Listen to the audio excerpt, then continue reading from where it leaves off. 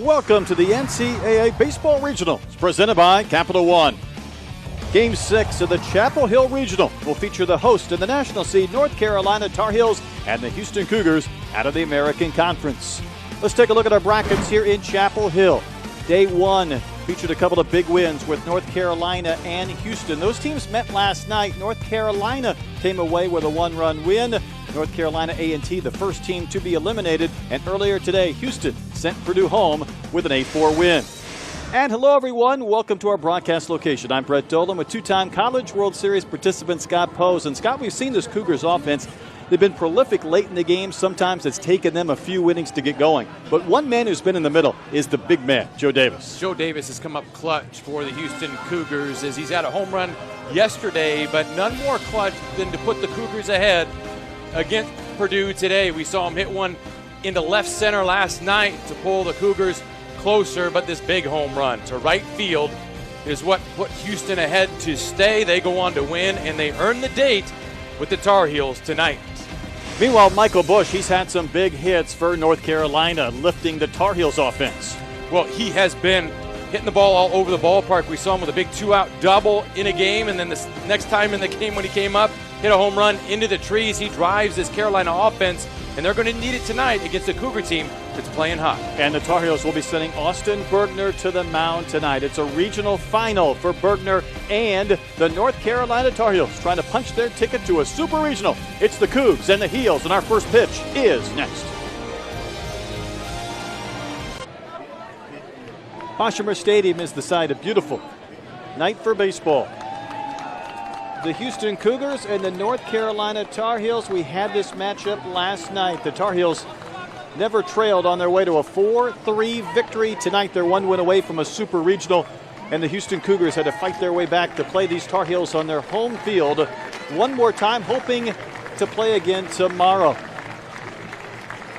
And Scott, this is where it becomes a lot of fun. I know for Houston to play a lengthy game in the heat today, down 4-0. They did come back, put up the last 8 runs in the contest to earn a rematch. If you're Houston, you're trying to ride that adrenaline rush and come back right into this ball game and carry that offensive firepower they were able to develop late. And let's see if that adrenaline's enough to carry him through this ball game tonight. And Austin Bergner will be on the hill. The big right-hander, the sophomore, gets the start with a chance to lift his team to the Super Regional, making his 12th start of the season. Bergner's got a big league arm. He's got a fastball in the mid-90s. He's got a big 12-6 curveball, and he gets a lot of strikeouts, which is a double-edged sword for the big right-hander because you got to strike a lot of people out. Your pitch count gets driven up in a hurry. That'll be something to watch in this ball game, but no doubt a power arm. Bergner will be facing a Houston Cougars lineup that has scored a lot of runs late. Very similar looking with Bilamovich in right field.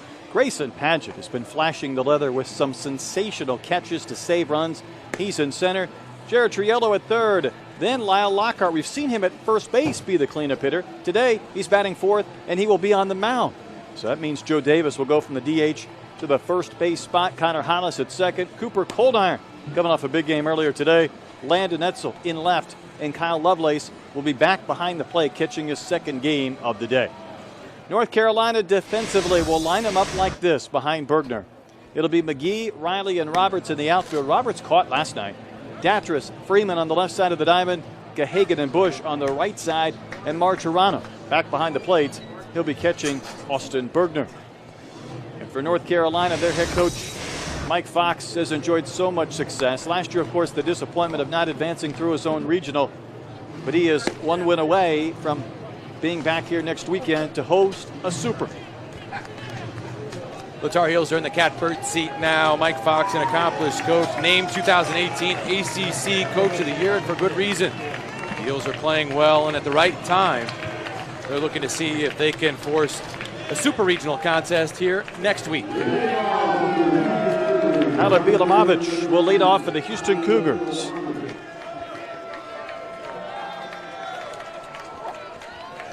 Bilamovich homered last night when Houston was down 3-0. Cougars closed to within 3-2. They would lose 4-3. And we're underway.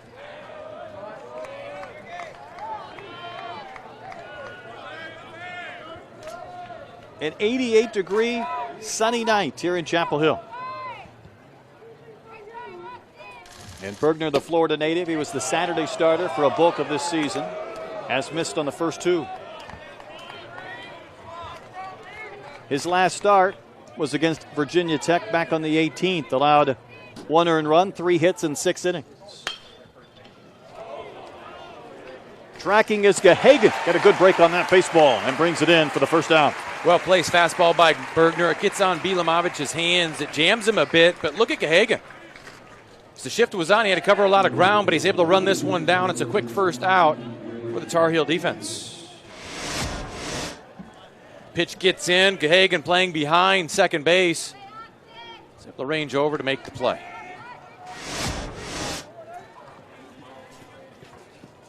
So it brings up Grayson Padgett.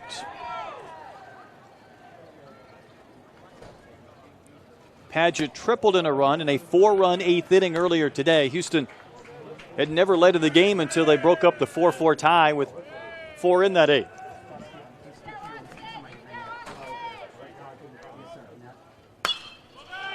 Up the first base line. Bush will flip, and Bergner gets there in time for out number 2.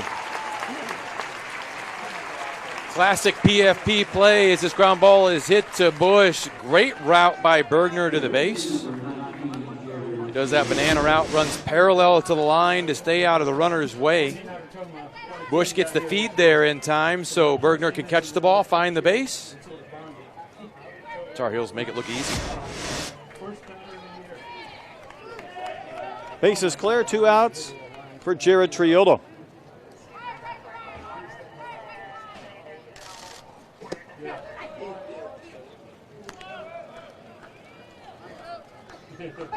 Three hits for Triolo in the regionals. He's also walked 3 times, scored 3 runs. We've seen him flash the leather at third base.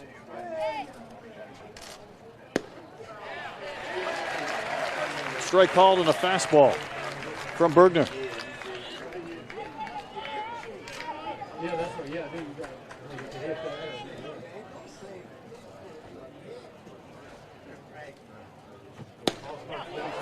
And Bergner popping the glove of Martirano, and he's ahead in the count, 1-2.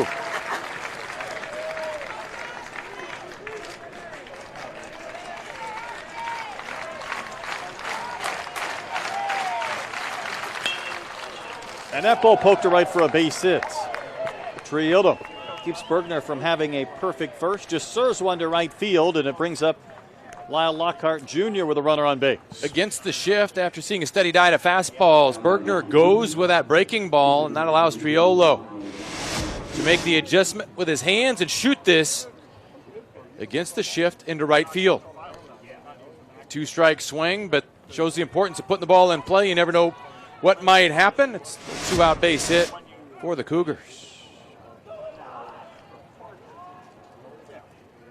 So Lockhart pitching tonight in the second contest. He's a switch hitter. He's a two-way player. He does a little bit of everything. He started some midweek games for the Cougars this year, and when you're in the elimination bracket, you're coming back through, you'll look for arm help anywhere. And he's pressed into service on the mound tonight. Soft grounder to Gehagen in the inning end. So Bergner puts up a 0 in the top of the first, much to the delight of Tar Heel Nation in North Carolina coming into bat. Might be a good time to head to the concession stand. The line's not very big tonight. All the fans in the stands, they've been waiting for this game, have the Tar Heel faithful most of the day, waiting to see if it would be Purdue or Houston. It is the Cougars, and Lyle Lockhart Jr. gets the starting assignment. Well, the two-way player is the lefty. He's started a number of midweek games for the Cougars. He'll throw in the mid to upper 80s. He's got a slider and a changeup to go with it. You look at his numbers, but he's being pressed into service as Houston was forced to that elimination bracket, and they have used a number of arms just to get to this point. But it's shades of Woody Williams, a former Cougar who played middle infield for Houston in the late 80s and also on the mound and ended up becoming a very serviceable major league pitcher. I see you working. I like that comparison. Lockhart will face a lineup of North Carolina that has Datras at third base, then Bush, of course, at first. Cody Roberts in right field, Brandon Riley the cleanup hitter, Freeman at short, McGee in left, Martirano back behind the dish, Gehagen at second, And Delatry, for the time being, will hold the place of the DH in the 9th spot of the lineup. Kyle Datras, the North Carolina third baseman, leads off the bottom of the first inning.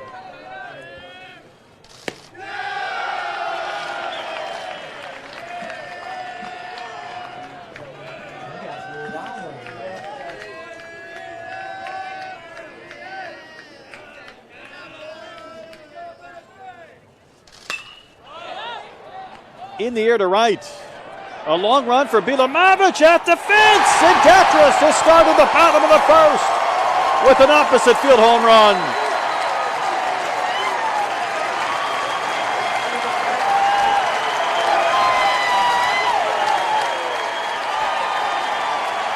We've seen the ball carry to this part of the park all week, and Datras gets the Tar Heels off to a great start after he gets a pitch up. Stays with it, stays through it to put the Heels up 1. That's a fastball up out over the plate. Datras does a nice job to stay on it, keep that front shoulder in. It's as if that 355 marker has a magnet for the baseballs in this region. And Michael Bush, who has 12 homers, 57 RBIs, next man in for North Carolina.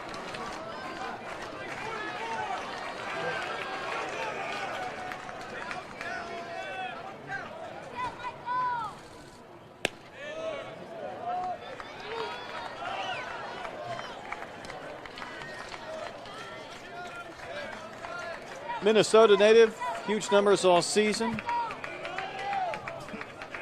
And he's continued that in the regional.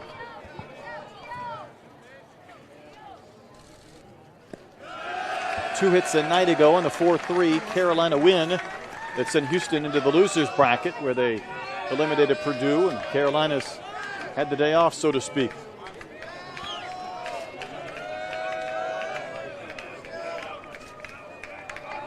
Bush, a second-team All-ACC performer. Looks at strike 3 call. Lockhart rolls in the breaking ball and rings up Bush. Slow breaker and two good ones in this sequence from Lockhart Jr. as he locks up Michael Bush. This one starts in and then comes back to get the inside corner. Good bounce back for the left-hander from Houston. Cougars defense, Etzel, Paget, and Bilomavic in the outfield. Triolo, Coldiron, Hollis and Davis around their diamond, and Lovelace back behind the plate where he has been this entire regional. Cody Roberts watches that backdoor breaking ball drop in for strike 1.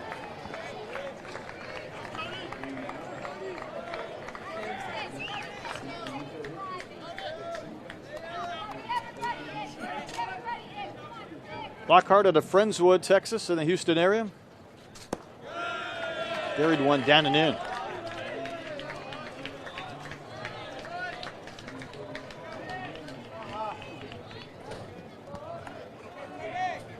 Roberts was back behind the plate for the first time in a long time.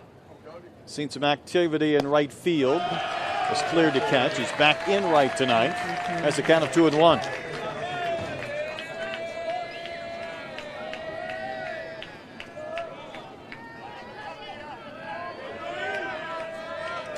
Tar Heels run on a Datras leadoff homer against Lockhart Jr. in the bottom of the first.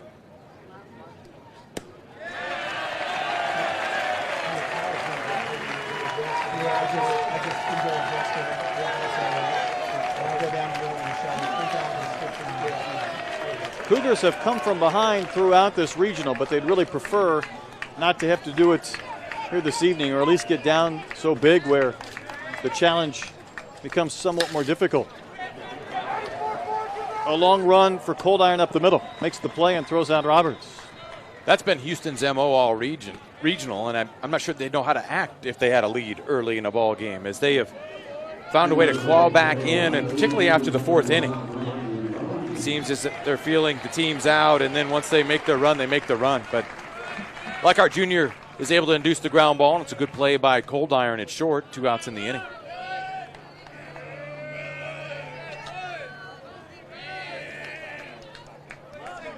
Here's Brandon Riley. Center fielder 0 for 9 with 7 strikeouts in this regional, and he came in red hot. Came in with 16 hits in his last 10 games, but had a hard time putting the ball in play. You see his season numbers. Facing a tough lefty. Runs one up and out.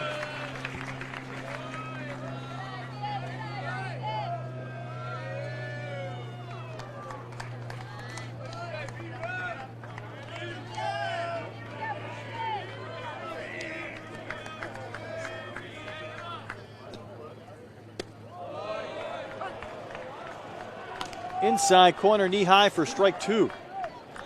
That's been Lockhart's best pitch, is that breaking ball, and he finds a way to get that one on the inside corner, but it's below hitting speed. It's a slow breaker, and that's really had the heels off balance after the Datras home run.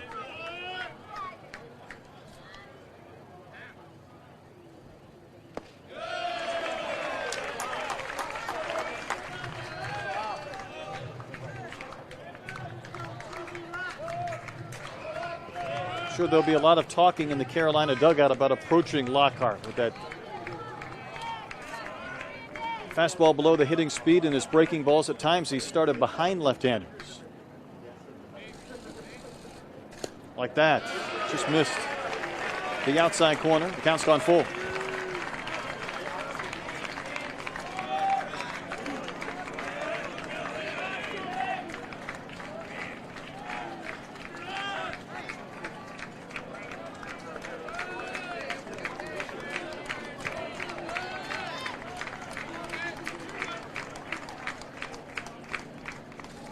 Payoff pitch to Riley.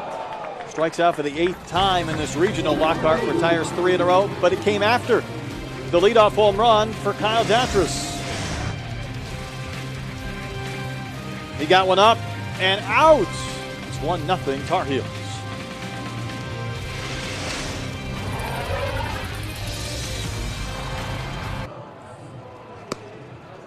Great atmosphere all weekend at Boshamer Stadium in Chapel Hill, North Carolina, leading 1-0 over the Houston Cougars as the game heads to the top of the second. Game last night finished about 11:30. It got started an hour later.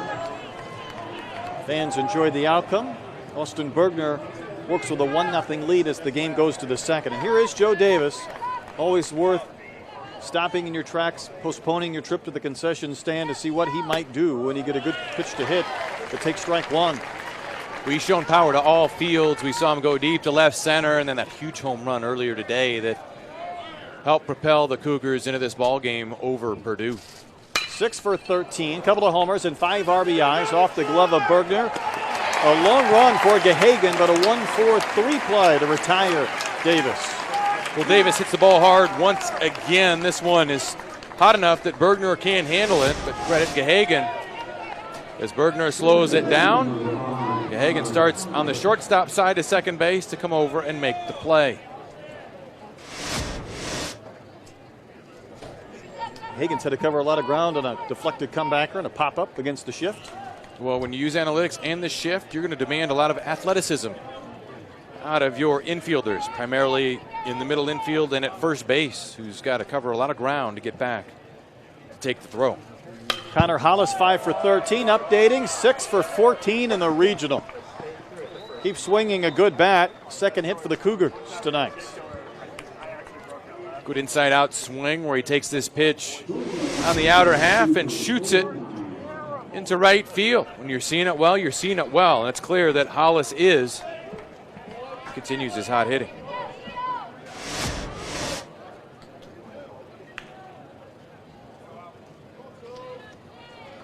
Brings up Cooper Coldiron, the shortstop. His batting average still below 200 on the year. He's been in the lineup because of his defense, but we have seen him pick up the pace offensively. Coldiron, a single, a double, scored 2 runs, knocked in a run, swiped a base in the Cougars' 8-4 win over Purdue.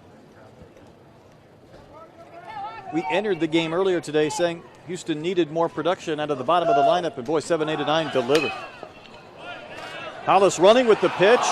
There's still a chance for a force or a double play, but Gahagan didn't catch it cleanly. Maybe taking his eye at the ball for a split second to see where Hollis was near his feet. He took his eye off the ball because he was trying to turn the double play quickly. He was converging on the base the same time that Hollis was. And you'll see the ball just come out of his glove as he tries to make the exchange. Instead of getting 2, the Tar Heels get none. Runners at first and second. It'll be ruled in E4. Cougars hit into 4 double plays in the first game, despite the fact they scored 8 unanswered for the win. That could have been another. Here's Landon Etzel.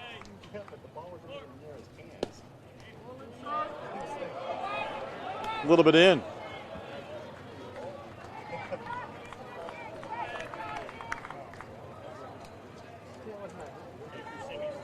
Cougars facing Austin Bergner. He was quite the prep star in Florida. One service had him as high as the 4th best prospect in the country. Played with USA Baseball for a handful of years from 2014 to 2016. Well, he's got the pitcher's frame. He can throw that fastball in the mid-90s. The breaking ball is a big downward breaker, that 12-6 variety. A highly touted right-hander that has filled in rather nicely for the Tar Heels in the rotation this year. Start to think about how some of these players, especially those that have many options, might get to a particular school. Well, for Bergner, his dad coached volleyball at Duke. Coach Fox's son, or his daughter, I should say, was a volleyball player here at North Carolina. So the coaches start speaking amongst each other, and eventually word gets back to Coach Fox that might be an opportunity to recruit Austin Bergner. Here he is on campus, pitching in a regional championship game for the Tar Heels. Needed a strike a little bit high, and he just walked Etzel to load the bases.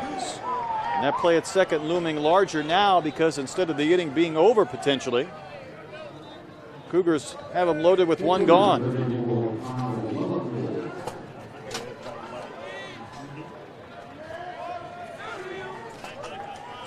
Here's the catcher, Kyle Lovelace.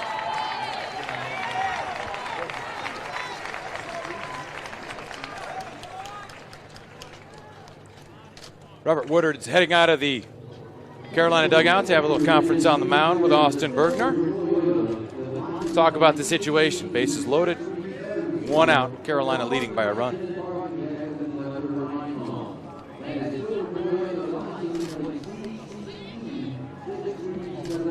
Coach Woodard back at his alma mater.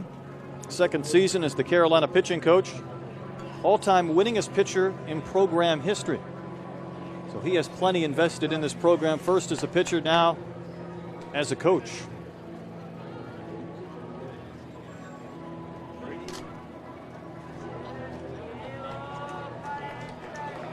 Datras had the homer for the Carolina run leading off the bottom of the first inning. But a hit at E4 and a walk have loaded up the bases in the Houston second. And Lovelace, another Cougar hitting below 200 on the season like Cold Iron, who's picked up some hits in the regional. 3 for 10. He's knocked in a run.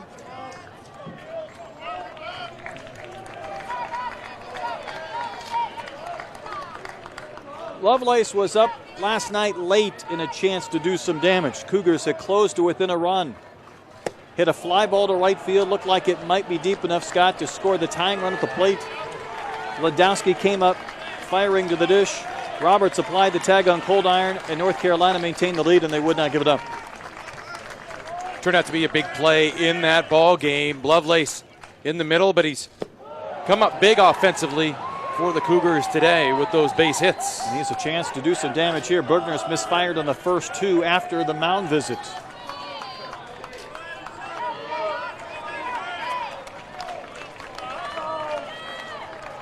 Joe Davis, the dangerous Davis, retired to start this inning. 3 state base runners since.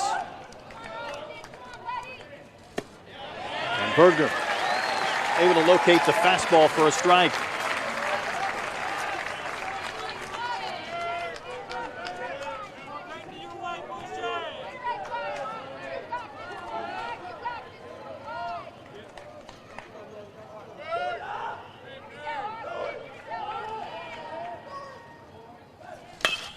Chopper to the right side and through for a base hit. Cold Iron around third. He'll slam on the brakes. The throw was true to Martirano. But the Cougars have tied up the game. Lovelace out of the 9 spots brings home Connor Hollis. The production at the bottom of the order continues for the Cougars. Lovelace shoots this ball through the right side. He got the fastball on the outside part of the plate. Hits it through that hole. How about Cody Roberts coming in and uncorking a perfect throw to the plate that moves the runners and the merry-go-round for Houston. Still 1 out in the inning, 1 run in. Bergner now has to look at the Houston leadoff hitter, Heather Bilamovich, who homered last night. Well located pitch for strike 1.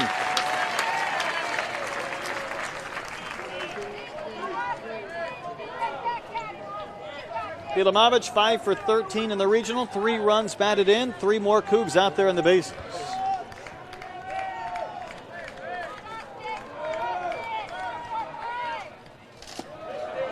Martirano throws his body on that baseball to keep it from sneaking to the screen.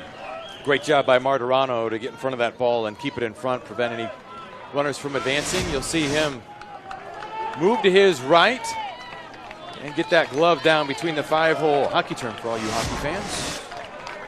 But keep the ball in front. Off the corner.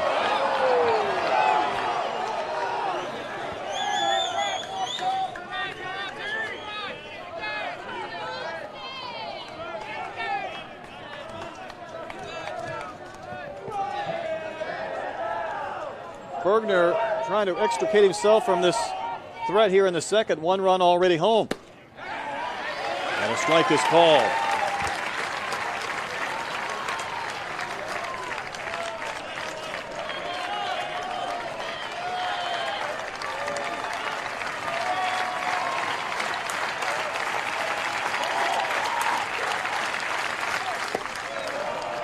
Count has gone full, and Bergner has seen 4 straight Cougars reach.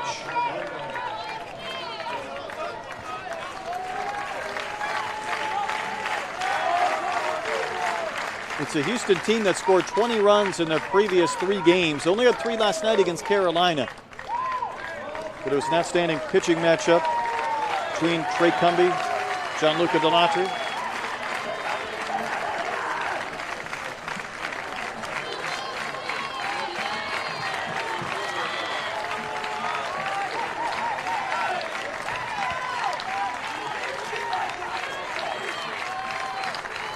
Cold Iron at third, Etzel at second, Lovelace at first. Bilamovich spoils the pitch to stay alive.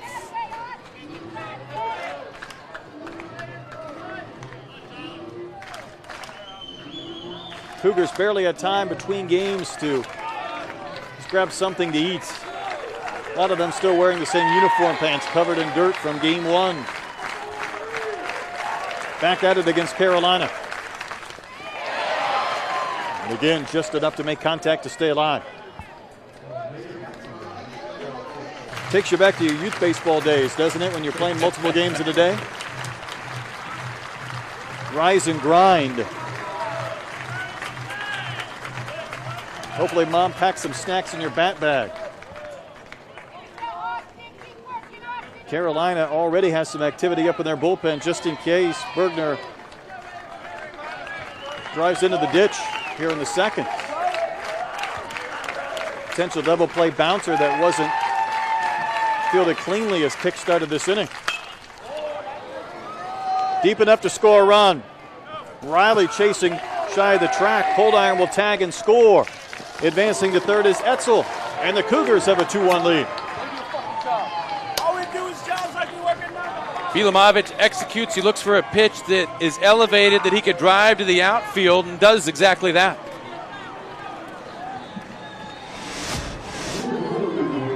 That ball up in the zone, which enables Bilamovich to get that bat head extended, generate some backspin, but hit it to a deep enough part of the park to easily score Cold Iron. Cougars take the lead. 2 runs on 1 single this inning. Here's Paget. Turns and lifts high and shallow to right. Should end the inning and will. but not before the Cougars get 2 runs. We head to the bottom of the second. New game, Cougars 2, Tar Heels 1.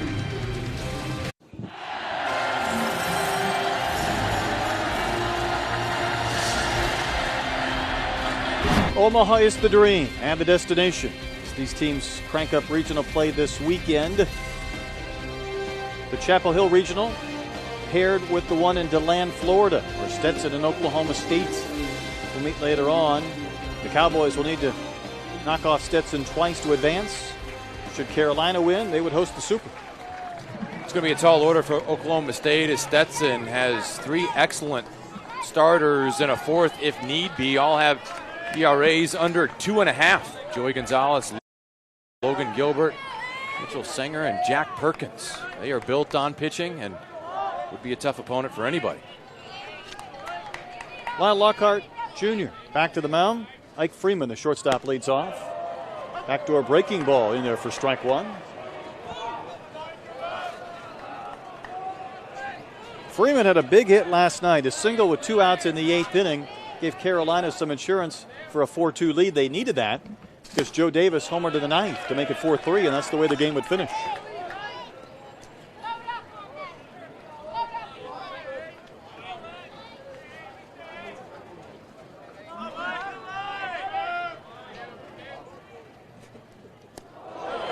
Almost went through Freeman.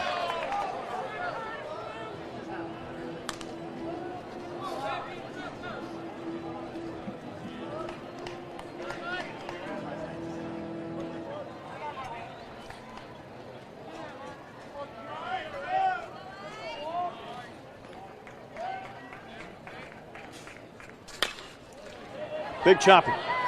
Cold iron will field. Throws on the run. And Davis kept his foot in the bag for the first out. That's a good play by Cold Iron. He even had to double pump on that as he didn't have a grip before he was getting ready to release. We've seen a number of balls hit in front of home plate, really bound high, the old Baltimore chop. But Cold Iron has seen that before. He charges it, a double clutch, but the throw on the run's an accurate one. A solid defensive play from Houston. Cold Iron has been very good, so has Triolo on the left side of the diamond. First time we've seen Joe Davis at first rather than the DH spot. Here's Ashton McGee. Just wore that one in the 5 on his uniform number. As that breaking ball stays way in, this one does not come back to get the inside corner.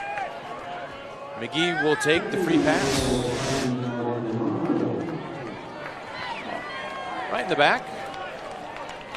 And it's a breaking ball, so hey. The Heels will gladly take the base runner. You'll wear it.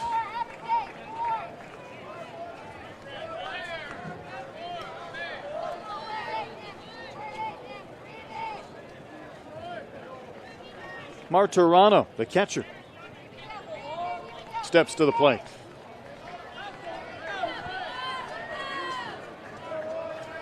Houston, a pair of unearned runs in the top of this inning for a 2-1 lead. Good pitch. Drops right at the knees over the plate for strike 1.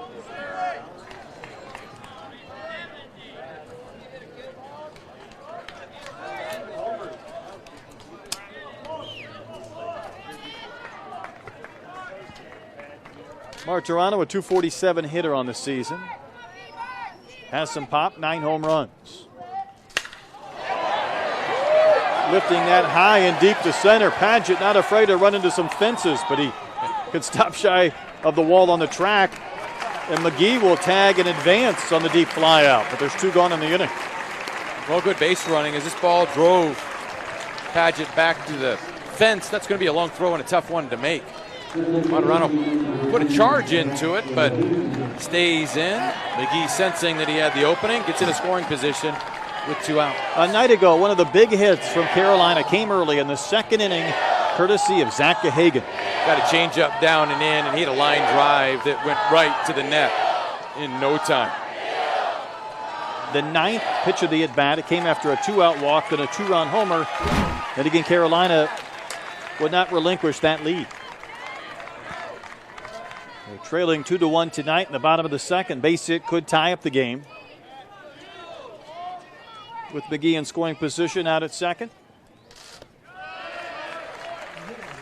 And Lovelace, a long day behind the plate, still smothers that baseball. Kid's going to sleep well tonight. He's just going to be a chest protector if he loses any more pounds behind the plate. Can't say enough about the job that he has done, though, behind the plate as a freshman, just stepping in and handling this pitching staff. It's an elaborate set of signs. Touching his shin guards, chest protector.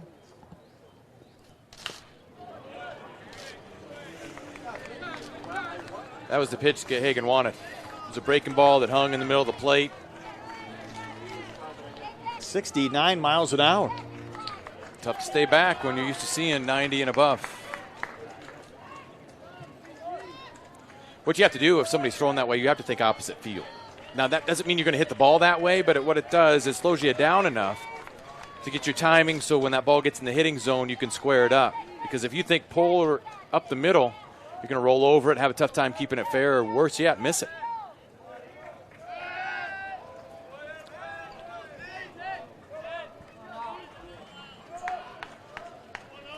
If you're Hagen right now and you know that Lockhart Jr. is going to throw that breaking ball, you think about hitting a hard line drive through the fence to right field. That'll keep you on everything.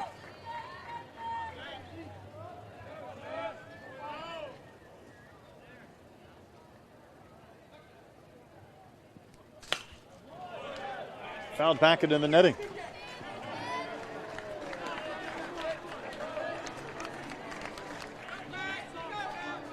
Datros homered for Carolina, leading off the bottom of the first. For Mike Fox's club, the ACC Coach of the Year for the first time. Which really is baffling. You want to recount at some point. I want to see if there's hanging chads on the ballots, because for all the trips to Omaha, you would think you'd get one or two by chance.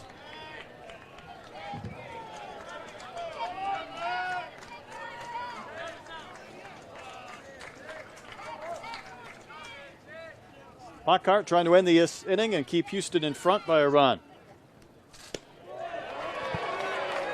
Lovelace just held on to that baseball for an extra split second in case Tony Norris wanted to change his mind behind the dish. That's exactly why he did. He liked the pitch and thought that was good enough to be called the strike. Think it came around the plate? I do. Around and up just a bit.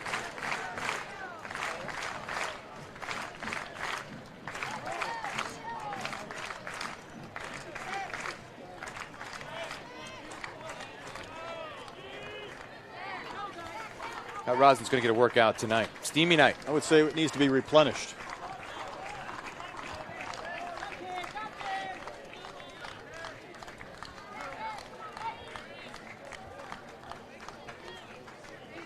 A hit batter this inning between a ground out and a fly out. 2-2 the count to Zach Gahagan. Beautiful Sunday night here in Chapel Hill.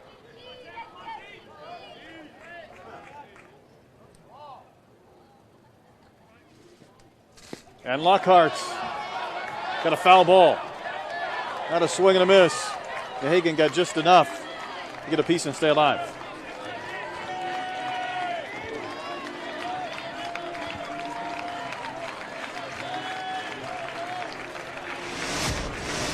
The breaking ball down. Gahagan just did get a piece, and I think it got a piece of Lovelace on the hand. He was hopping around just a bit.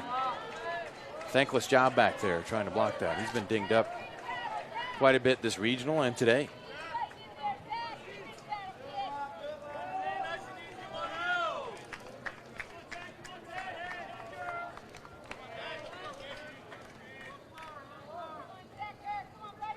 Gahagan waiting. And now the count has gone full.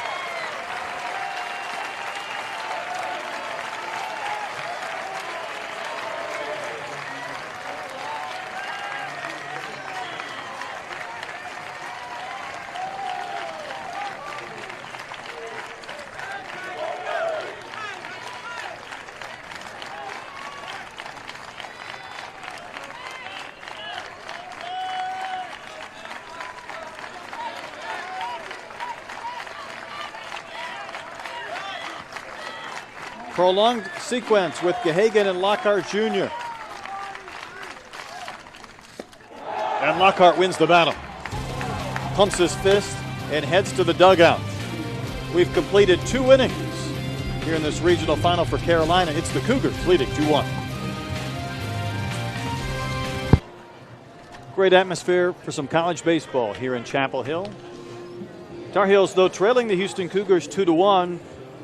This has been a gritty Houston team all season, trying to exemplify that by losing last night to Carolina, coming back through the losers bracket today to send Purdue home and leading Austin Bergner 2-1 as we get to the 3rd inning.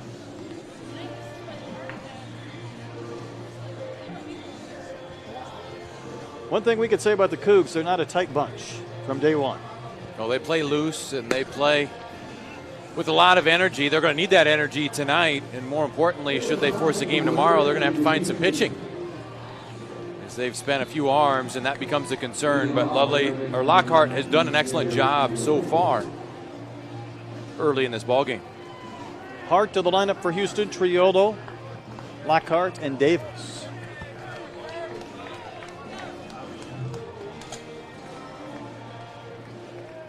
Jared Triolo 4 for 10. 3 runs scored here in the Chapel Hill Regional. Big cut and a foul tip on a 92-mile-an-hour fastball.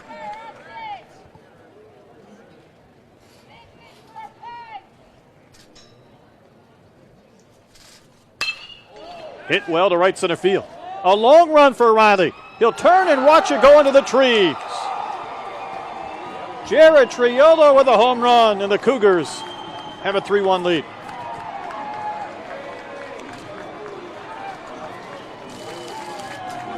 Triolo swung through a fastball, but was ready for the next one that came. It was on the outside part of the plate, but he hits it to right center, and he gets Thor's hammer as a reward. Ball was laced. It was in the middle of the plate and up. He got the bat head to it, generated that backspin. The ball carries on out. Tomorrow I'm going to go out behind that fence and see if there's about 300 baseballs. Just disappear in those Carolina trees, not to be seen again. Here's the pitcher, Lockhart Jr., who's also the cleanup hitter, who continues to rake. Roberts comes around that baseball. There's your pitcher trying to stretch a single to a double. He's out. And another throw from the Carolina right fielder guns down a Cougar on the bases. Roberts showcased a good arm earlier in the ball game, and you see it again here as he goes to the corner to fish this one out. Lockhart hits it hard down the line, but watch Roberts cover some ground and then turn to his throwing shoulder side. Great play, great throw, tag applied. First out of the inning. Hard to change your mentality when you're a hitter, but that's a guy who's on the mound, and he's trying to stretch a single to a double.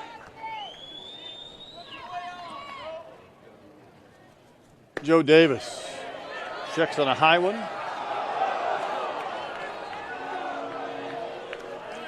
Couple of homers, 5 RBIs in this regional for Davis, including the homer that led off the 8th inning to put Houston ahead for good against Purdue. Bergner gets the strike on the outer corner.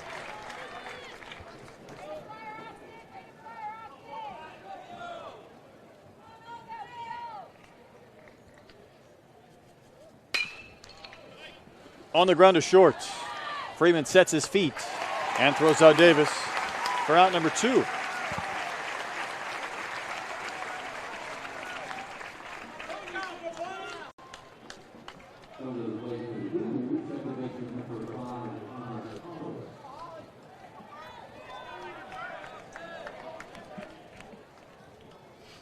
Now Bergner ready to face Connor Hollis. He singled in the 2nd inning, part of a 2-run frame. Both of the runs were unearned, but runs nonetheless for Houston. At this point of the season, you don't care if they're earned or unearned, or they fall out of the sky, or you open them up in a present, in a box. You'll take them.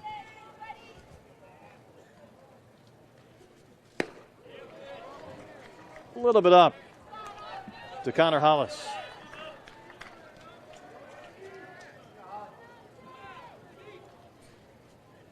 Continue to raise that average almost up to 300. 6 hits this regional.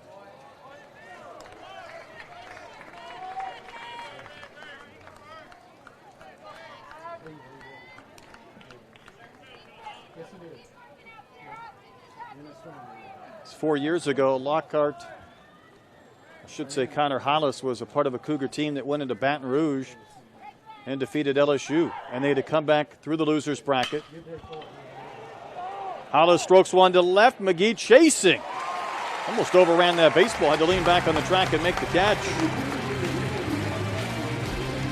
And the inning quickly ends after the home run from Triolo to the bottom of the third. 3-1 Cougars. Josh Ledowski ready to hit here in the bottom of the third inning. Came on late defensively last night and paid immediate dividends. Took a fly ball in right field, fired a strike to the plate.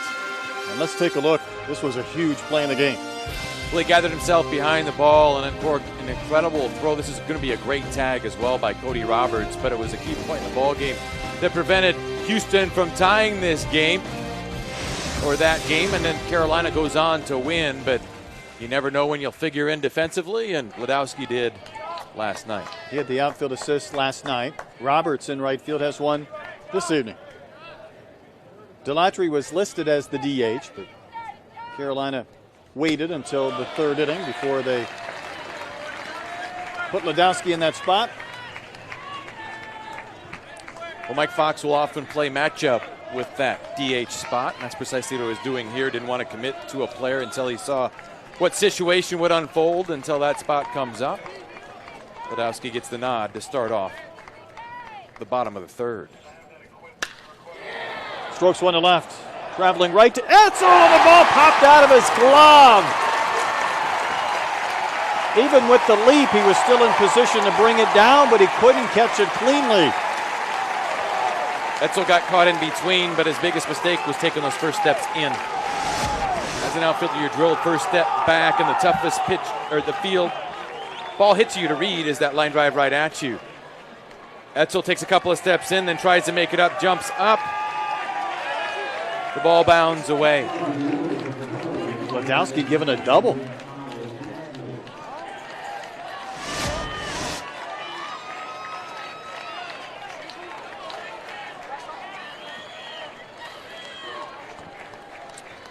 Top of the order turns over.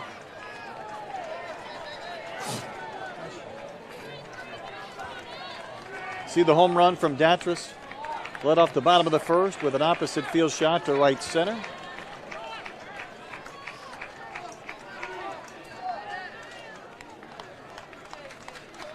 Home run number 6 for Datras.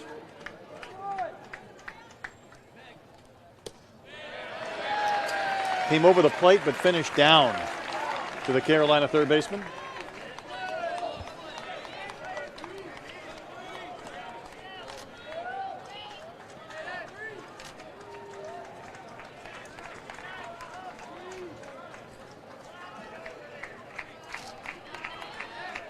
.82 hits on the season for Datras.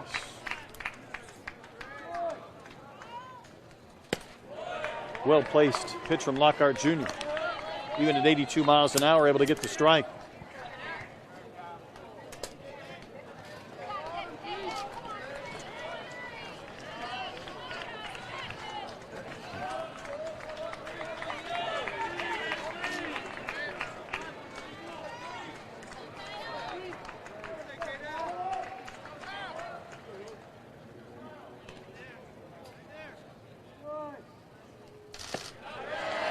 Lovelace again shifting his body, throwing his body on top of that pitch that came down and in.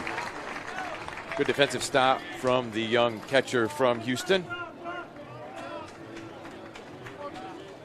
Lockhart Jr. has been effective with that breaking ball early, but he's had trouble commanding it, especially down and into the right-handed hitter.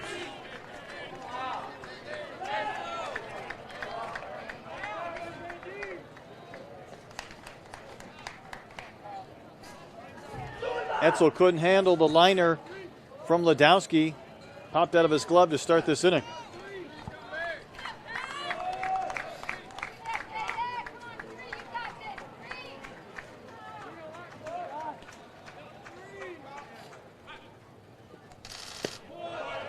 backdoor breaking ball has been an effective pitch, even though the fans grumble their disappointment.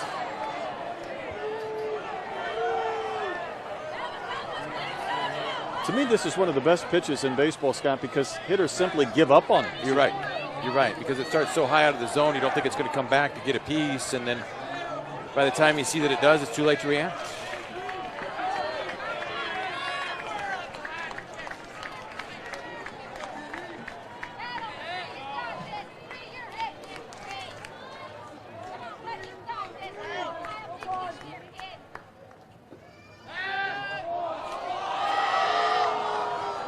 Houston still looking to pick up the first out of this inning.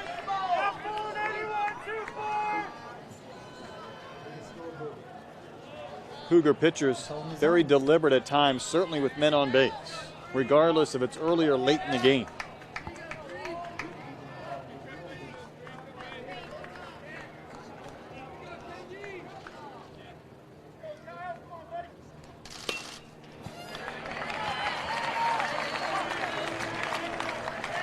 This guy's a tough out. Goes after that breaking ball to spoil it. Lives to see another pitch. Well-populated Boshamer Stadium in Chapel Hill. Great crowd last night. A few less this evening.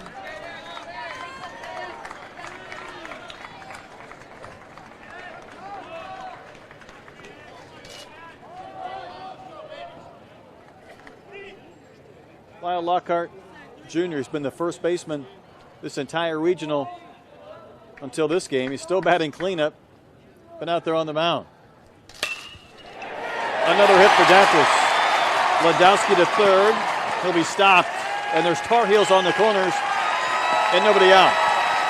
A great at bat by Kyle Datros as he got a pitch that he could handle after spoiling a couple of tough pitchers' pitches. Hits it hard through the left side as he got good extension. It stayed on top of that fastball. Arrives on time and continues the hot hitting. Second hit of the night, but now the Tar Heels have an answer after Houston scored in their half of the third.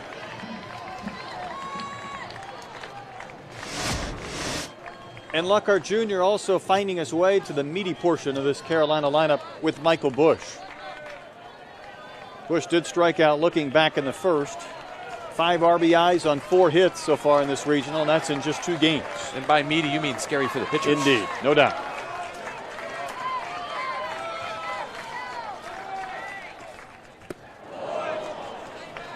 Good pitch from Lockhart to induce that big rip from Bush.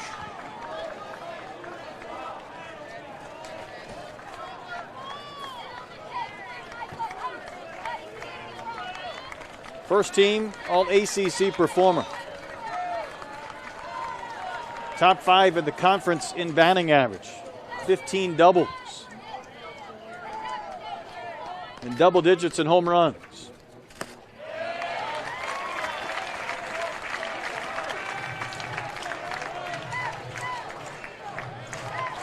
And with all hands on deck, the Cougars of Houston have some activity starting in their bullpen.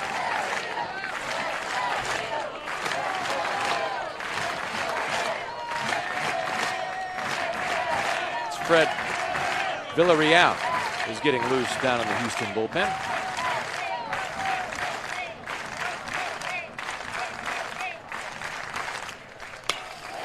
Another RBI for Bush as he sends one to the gap. Ladowski scores easily. Gatras to third, and it's a 1-run game. And another RBI for Bush, 58 on the season. There's a breaking ball up. Michael Bush didn't miss it. He swung over one that had really good depth to it, but look where this pitch is. It ends up belt high. Bush stays back and powers through the ball to hit that ball into the gap to continue this first to third rotation that the Tar Heels have working in their half of the third. Just keep the line moving. That's what they're doing. Nobody out. Lockhart will face Cody Roberts.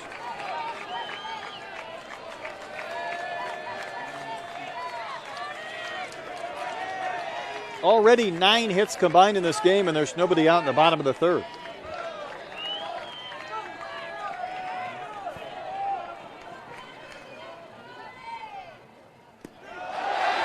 Lovelace can't find the baseball.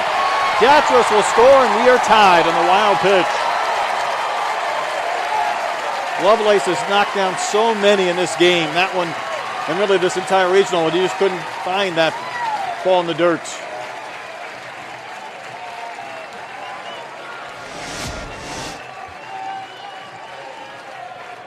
Looked to be the slider. Lovelace did his best to get over, but the glove carries the ball out of the way, and then he couldn't find it. We're going to have a visit on the mound from Terry Rooney.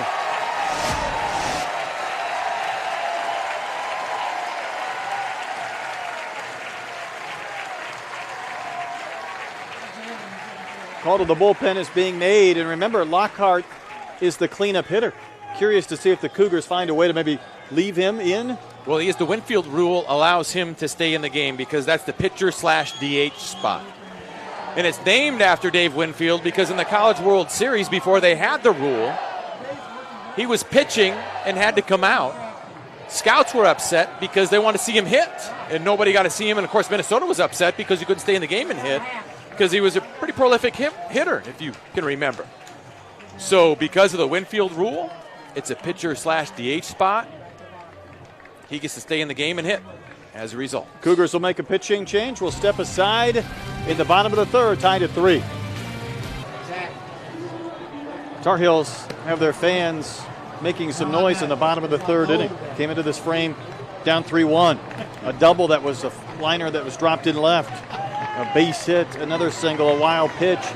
Forces a pitching change, and Fred Villarreal on for the 12th time. Are his numbers on the year. He's going to walk into a situation, still nobody out in the inning. The Tar Heels have pushed 2 runs across in this frame. We saw a lot of arms earlier today take the mound for the Cougars, and that's going to continue as this game wears on. That's the price you pay when you go through the elimination bracket. 1-0 count. Roberts swinging away immediately. Backing up his Paget. He'll make the catch. Bush is going to tag and advance to third on the first out of the inning. Get him over, get him in. Hard hit ball to center field, an aggressive play by Bush, but the time you take it. As he would only be the second out should he make the out at third. But he read it all the way, knew how deep that Paget was playing, and he had to go back. Good hustle by the Carolina first baseman as the go-ahead run 90 feet away.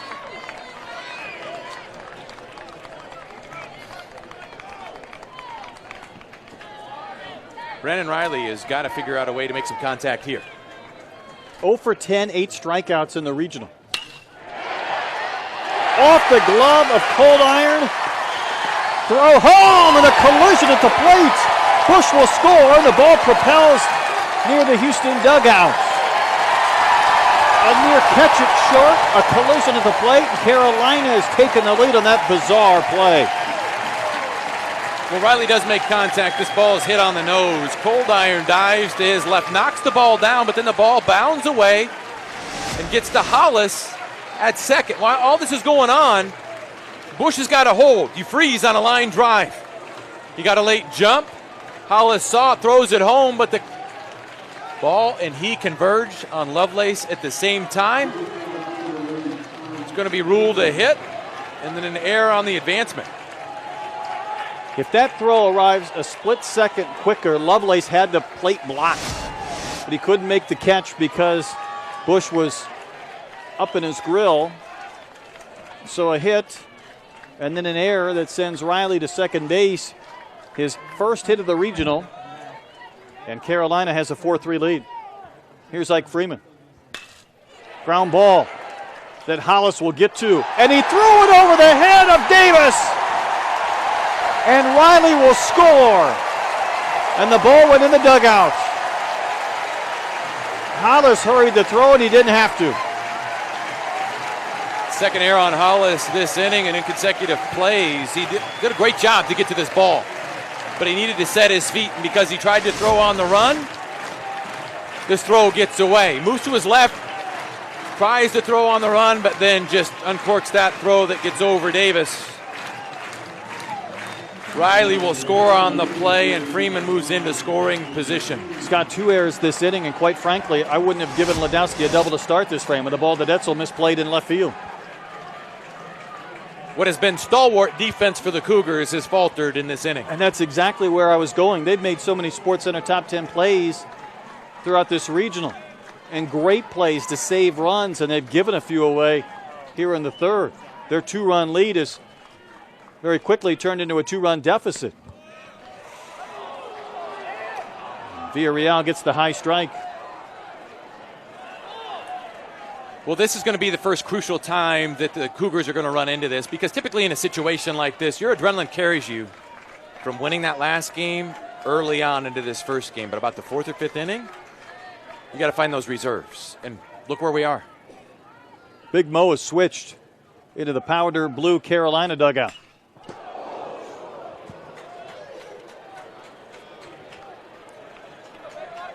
And keep in mind, that game that Houston played against Purdue, up until the 8th inning, there were a lot of high-stress pitches.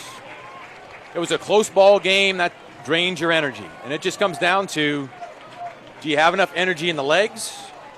And do you have the mental stamina to stay in each and every pitch of this game, as it is an elimination game for Houston? And it's a chance for Carolina to close out this part of the regional and move on to the Supers. 0-2 to Ashton McGee. Painted on the outside corner. And just the second out of the inning.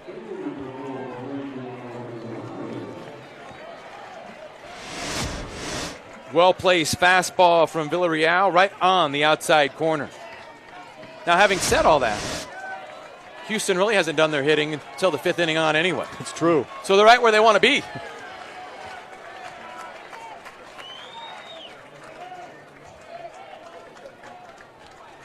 Brandon Martirana, fly to center, his only time in.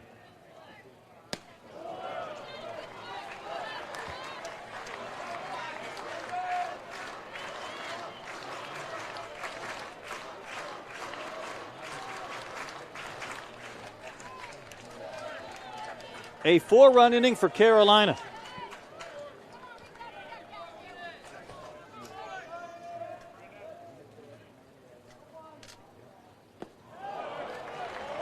A couple of good pitches to jump ahead 0-2. Villarreal's got a good breaking ball. He's got some good rotation on that, the downward rotation and the spin has fooled Martirano.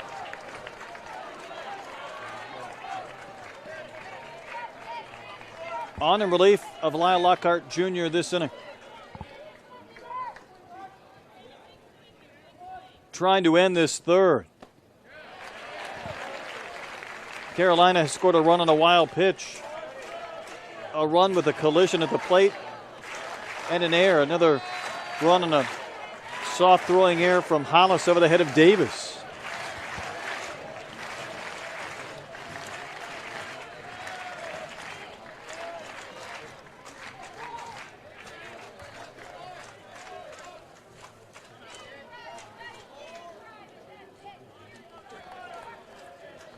Well, Brett, you see in this regional how much that coaches preach the little things in play and defense, because it seems each and every time that any team in this regional has given the other team an extra chance, they take advantage. It's been costly and immediate. Fastball just missed up and in.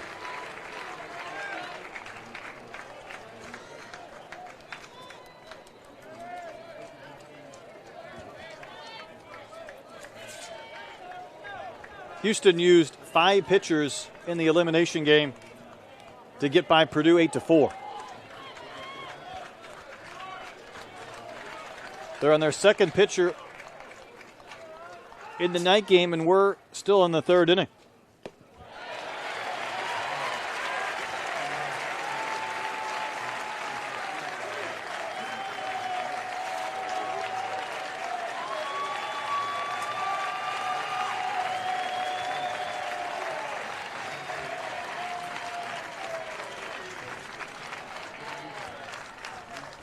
Martirano, the 8th Tar Heel to bat here in the third.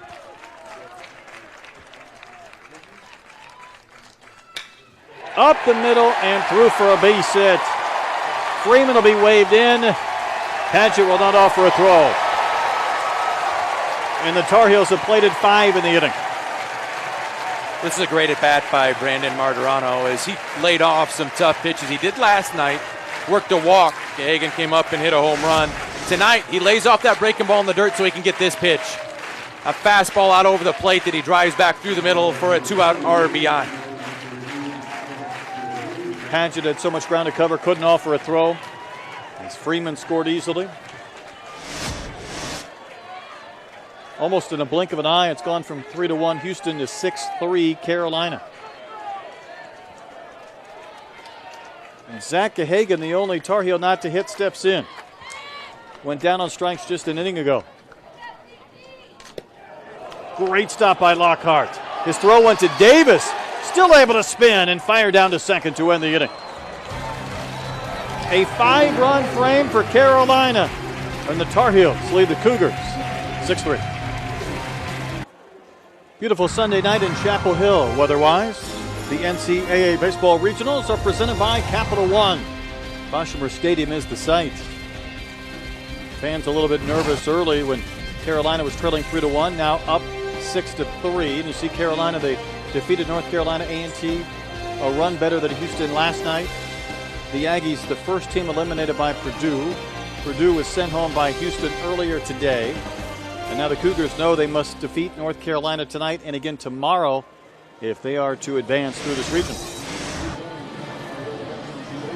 Got you up to speed, Scott? I'm ready to go. Thank you for that. No, you were just paying attention for moral support. You had that down with the brackets. I was thinking about the permutations should this get to a super regional, or if not, what may happen. But if this goes chalk, the DeLand regional comes here, and the super regionals will be held here should North Carolina win. Any other outcome, and Stetson wins, the super regionals are held there. Todd Whitting leaning on that railing. He knows that his team has some work to do, but they have been a comeback team really throughout this entire region. You do not sleep on these Houston Cougars. 7, 8, and 9 do up this inning. Here's Cold Iron. Fouled one off the mask of Martirano and back to the netting. There's the real benefit of the hockey mask for the catcher. We've seen the traditional mask take these and it's a straight shot, but because they're angled and aerodynamic, the ball is just merely a glancing blow. Indeed.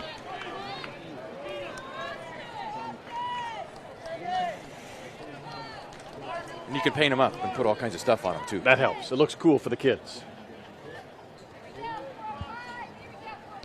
Cold Iron reached on an air and scored back in the second. Harmless fly ball to center, and Riley will put it away. The ESPN networks bring you every game on the road to Omaha, starting with regional coverage on ESPN2, the Longhorn Network, SEC Network, and ESPN3.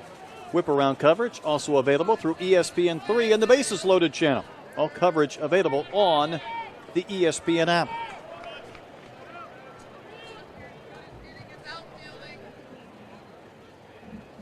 Here's Etzel.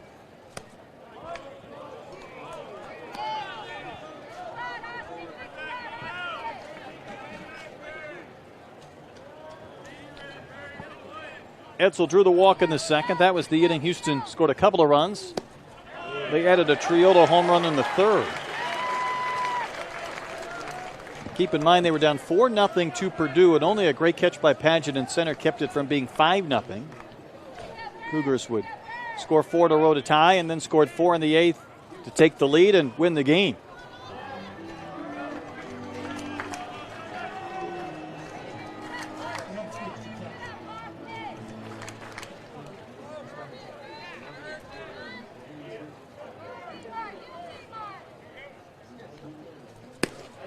Bergman throws one by Etzel for strike 2. There's that plus fastball with good carry through the zone. It's up and out.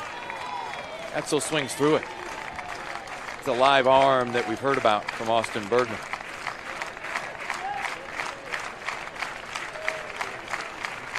Flashes that glove before he pitches. Gets the swing and a miss. When you say carry through the zone, same as late life? Same way to say this. Exact same thing. Just said a different way. But when guys throw hard, I'm not a physics major and I'm not going to attempt to explain it, but the ball falls at a certain rate at a standard velocity that you're used to seeing. But when guys throw harder, it doesn't fall at the same rate and it looks like it's rising. And that's what the carry is. And you'll face some guys with the high spin rates and what all the analytics can tell you now. And one of two things happens. It looks like the ball stays up and rises, and it also looks like the ball jumps. It just stops and then takes on that extra bit of light. I know it's an optical illusion, but when you're trying to hit it, it's an effective illusion. Hitters will tell you when they're facing a pitcher with a high spin rate, it locks them up. I mean, they take a lot of fastballs for strikes. We're sitting here, why aren't they swinging at that? Well, they're expecting the ball in a slightly different path. Right, and then you start getting all kinds of spin rate and movement on the Maddox sinker, which starts at your thigh and then ends up on the outside corner. You know, that's tough to deal with. So you're dealing with wiffle ball type stuff too. So you got to train yourself to try to hit that, and that's good luck. But there was a bit of a hitch that Robert Woodard likes to work into the motions of some of these pitchers, and he disrupts the timing, and he does so against Lovelace. And the Cougar catcher sees the count go to 1-2. But to put it simply, a guy throws 95 or above, the ball looks like it rises, and you've got to make sure the ball is down so you can drop your hands on it, because one of the hardest things to do is to catch up to a fastball belt or above from a guy that throws firm. Cougars have not gone down in order yet tonight. Bergner trying to do that here in the fourth inning after the 5-run bottom of the third, and he just did it. Fastball at the knees, Lovelace down looking. Carolina in control as they come to bat in the bottom of the fourth, up 3.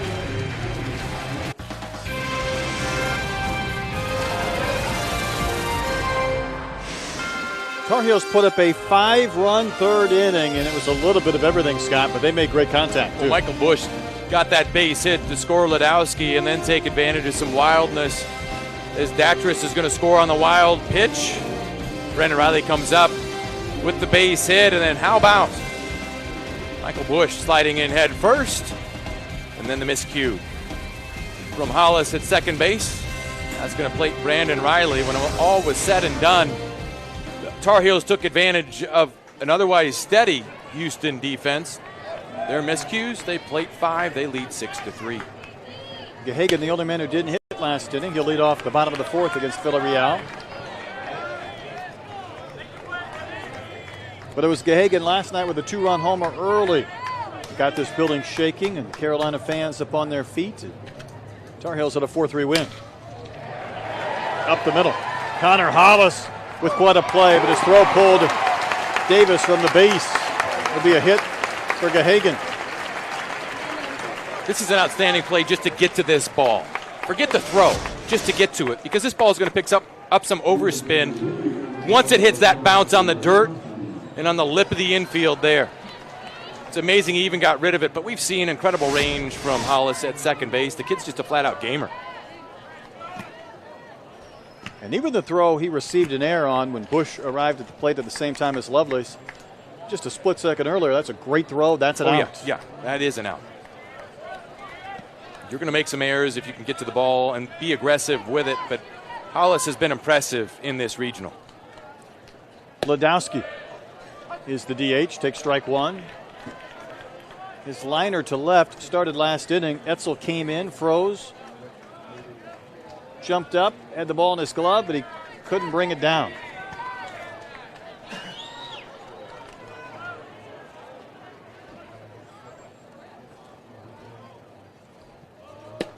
Ledowski whiffs on the bunt. Lovelace not afraid to throw behind the runners. Too much movement from Ledowski in the attempt to try to bunt, meaning movement with the bat. Set the bat at the top of the zone, but he'll set it, bring it down, and then try to go back up. Hard to bunt the ball that way.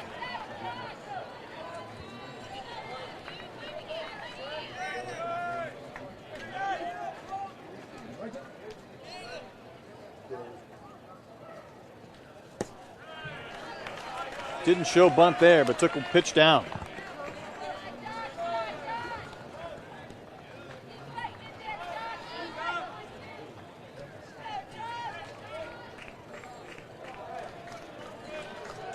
Villarreal's made some good pitches.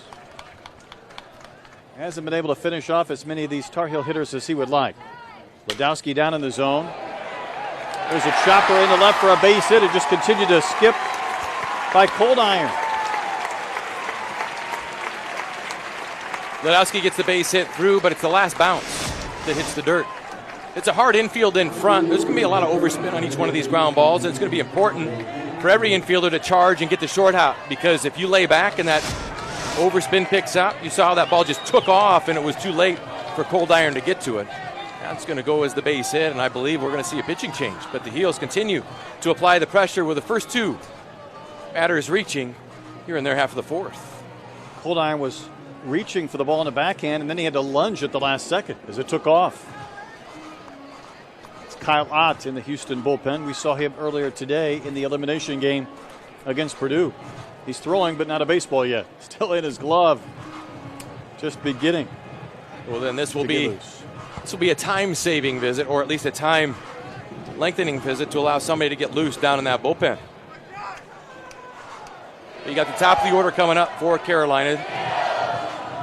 2 runners on. All kinds of options open to Mike Fox.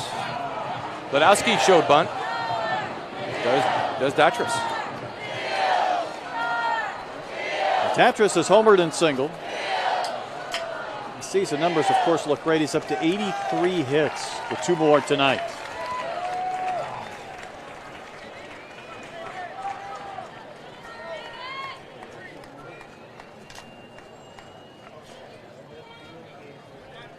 Tatras, in fact, led off the bottom of the first inning with an opposite field home run. Well, he got the Heels off to a good start. In the first at bat of the game, you saw a pitch up, and he knows exactly what to do with it. He stays through it and drives it out to right center.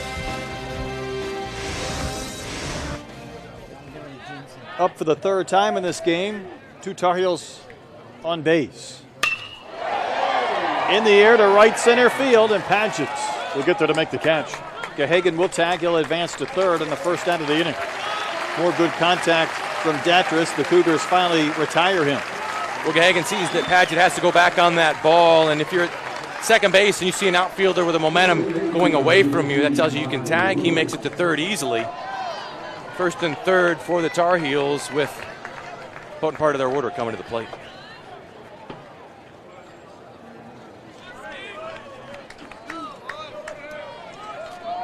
See the RBI total for Michael Bush, 1 tonight, giving him 6. Not even 3 complete games in this regional.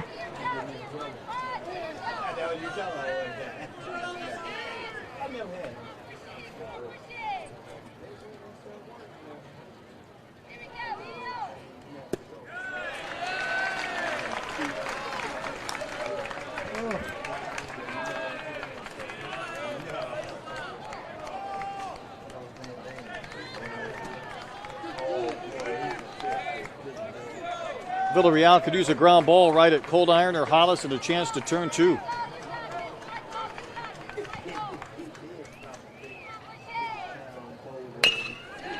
But that bouncing ball propels over the head of Davis and scores another run as Gahagan will touch.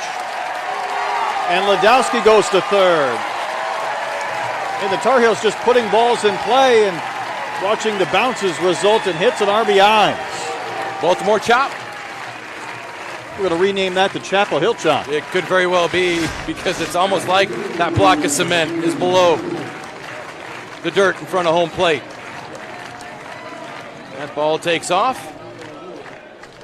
Tar Heels continue the merry-go-round. Bush gets another RBI. Cougars play on turf at home, and that wouldn't have as much of a bounce on those ground balls as we've seen here in this fast, hard track. It's now a 4-run lead for Carolina. Here's Roberts. What an effort. Great job. And a great block by Lovelace. He's been fearless behind the plate. Well, keep in mind, this is the 13th inning that he's played in behind the plate today. Caught all 9 in the first game in their victory over Purdue. He's back out there again, and this is an outstanding job of keeping the ball in front. Say it again, it might just simply be a chest protector and a mitt behind the plate by the time he's done. we've seen the pitchers in full lather an inning into the game. And it's been warm and humid. It could certainly be a lot worse. We started with a game time temperature of 88 degrees.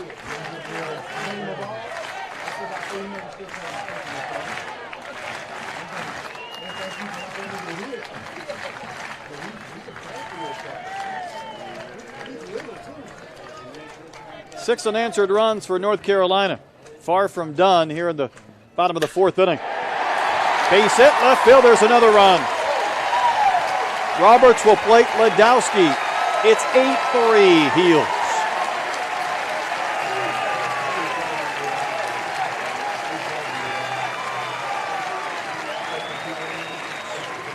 It's another fastball up in the zone. Roberts doesn't miss it. Center cut. Quick swing through the zone, and there's yet another run for the Tar Heels in this inning. 8 runs on 10 hits for North Carolina. Still only 1 out in the bottom of the fourth.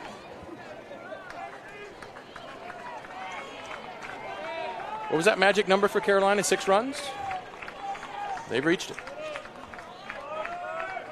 Undefeated when they score that many. Already 8. Coach Fox has seen his team come ready to hit today, even after falling behind 3-1. 33-0 when the Tar Heels score 6 runs or more. I would say that's good. Pretty good odds.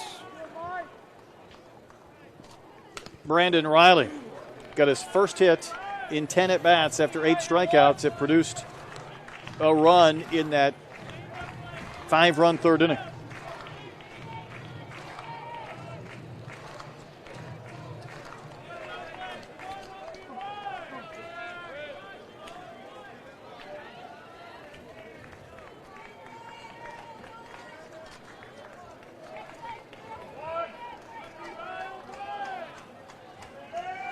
Bush at second, Roberts at first.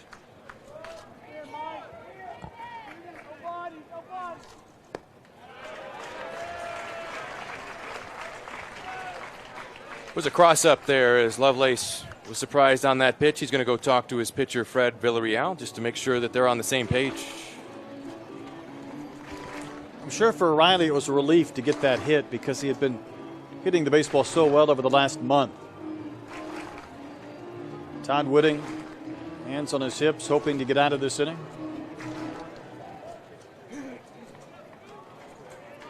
Coach of the Year in the American Conference. Back to Riley, though. Scott, earlier this year, he was really slumping, and the adjustment he made I thought was interesting, and I want to get your thoughts, time permitting. Felt like he was getting in the box, getting set up early. Lines that to left, and Etzel will make the catch for out number 2.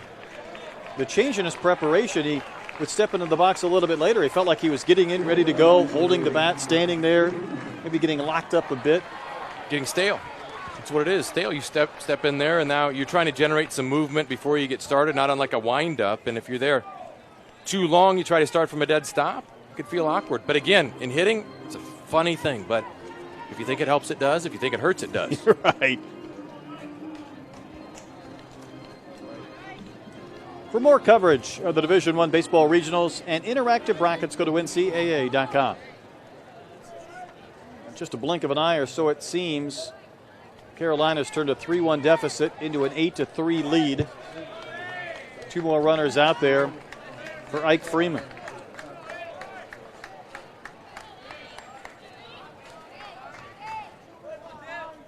This could be the 13th at bat with runners in scoring position. Tar Heels 6 for 12 so far. That's production. That's volume production.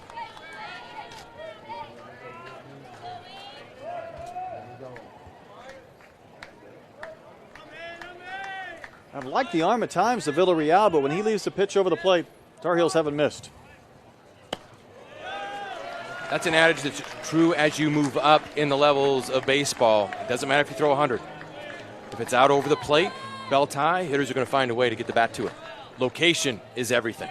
And pitch differential, meaning you better be able to spot your fastball, and you better have an off-speed pitch that you can spot to keep hitters off that fastball. But if you make a mistake in the middle of the plate, a good hitting team will make you pay.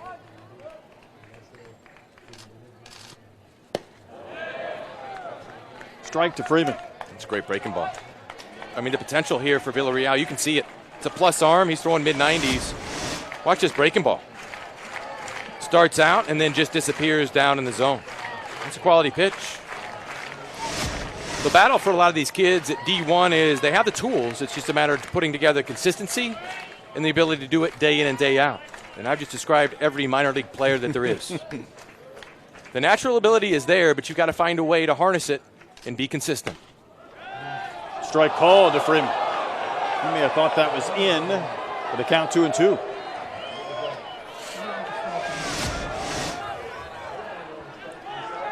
Well, Villarreal will take it. Yeah, he will. And what made that look worse than it was is that Lovelace is set up outside. That pitch may have crossed the inside corner, but he had to move his glove a lot, which makes it appear worse when it's called a strike.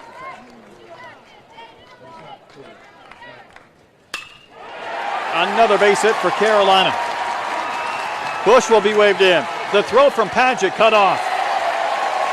And it's a 3-run inning and 9 runs in the game for North Carolina. If you stay in the middle of the field with runners on base, good things usually happen. I had a old hitting coach named Lamar Johnson, and he used to say, stay in the middle of the field when runners are on base. And then my other hitting coach, Ron Jackson, used to say money lies in RBIs, and those RBIs, again, are in the middle of the field. And the Cougars going to make a pitching change. 8 unanswered runs for North Carolina. New pitcher coming out of the bullpen. We'll step aside, 9-3 Tar Heels.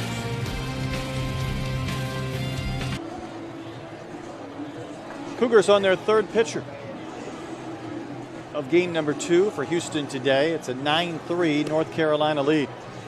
Remember, in game 1, to defeat Purdue, they had to go through 5 pitchers. Well, here's Nolan Bond on to take his cracks against Carolina. Well, when you get into a regional situation, you're going to go to some pitchers that may not have thrown a lot this year because you need help, and somebody's going to get the opportunity to step up big on this stage. This might be an opportunity for Bond to do just that, but he's going to be facing a very hot-hitting Carolina lineup that's already plated 8 runs the last 2 innings, 3 in this.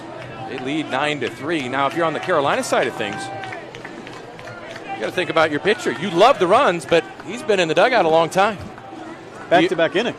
The embarrassment of riches makes it a challenge for him to stay loose.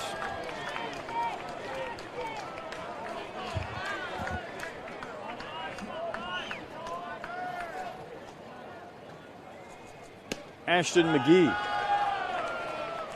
is the 7th Tar Heel to bat in the bottom of the 4th inning. 5 runs came across in the 3rd. 3 more have been scored this inning.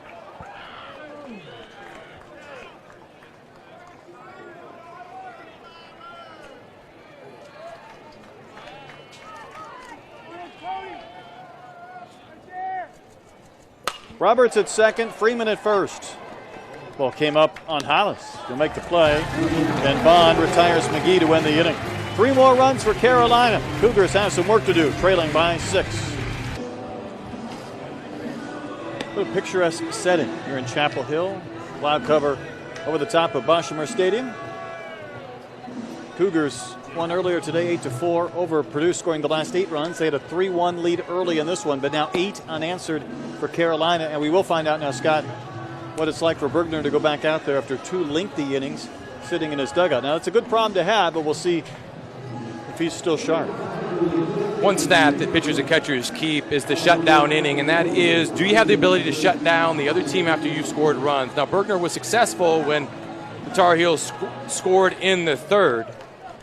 Can he do the same after they scored 3 in the 4th? Keep in mind the 5th inning is when the magic has started for Houston. And it was Bilamovich last night in the 5th inning. Cougars hadn't scored, and he homered to the screen and left. There's that hitch from Bergman, even on the first pitch of the inning. You got to hang in that balance point, but if a pitcher can get to there, it's a very effective mechanism in disrupting the timing. And if you think about it, that's the very job that a pitcher has. Disrupt the hitter's timing.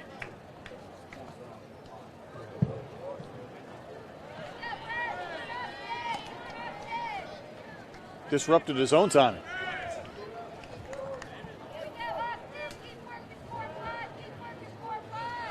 Milomovic had a sac fly back in the second. Another one to the backstop. He's overthrowing that breaking ball right now. And when you really try to spin one, you hang on to it a bit too long, it goes to that glove side. And those are two non-competitive pitches. And what I mean by that is it doesn't force the hitter to make a decision.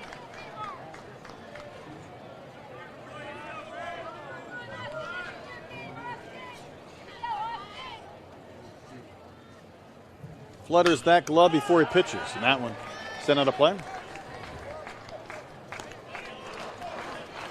If you have to flutter the glove, you have to do it every pitch because you could end up tipping your pitches unconsciously. And there are many people paid a good bit of money to watch that for that very thing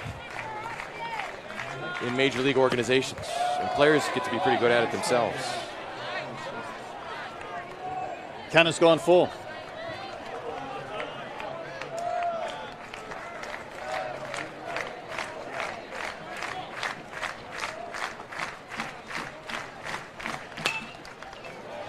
This liner hangs up for Roberts. Milomovic retired to start the fifth inning.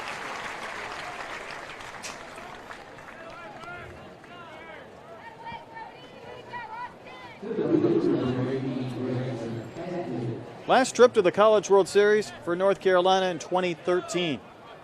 Tar Heels trying to win tonight, to win their regional, and then host a super. More than likely against Stetson. We'll know more about that later on tonight. Grayson Padgett is 0 for 2. Almost came uncoiled on that swing.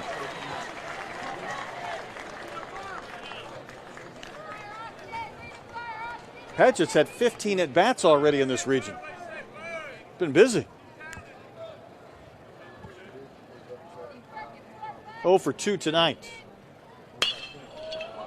Now he's 1 for 3 as he singles to right center. Retrieved by Riley and played back in. Cougars just refused to go away. Too much offense on this team not to put up some quality at-bats. Padgett gets a pitch. Look where it is. Center cut. Thigh high. He drops the bat head on it with a solid single into the right center gap. But I'm with you, Brett. This team can hit. Don't sleep on them. And they come to life from the fifth inning on. Indeed they do. And here's Triolo. Rocketed a homer over the fence in right center his last at bat. Well placed at the knees, outer edge from Austin Bergner. Well, an update from the DeLand Regional. Stetson and Oklahoma State are scoreless in the bottom of the third. Oklahoma State has to win 2 to win that regional. Stetson wins, they advance. Good pitch. Strike 2.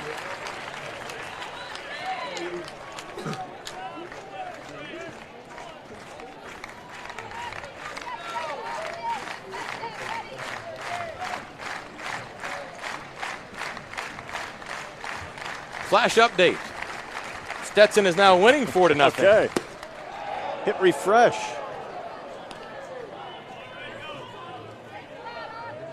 Could have been in one swing.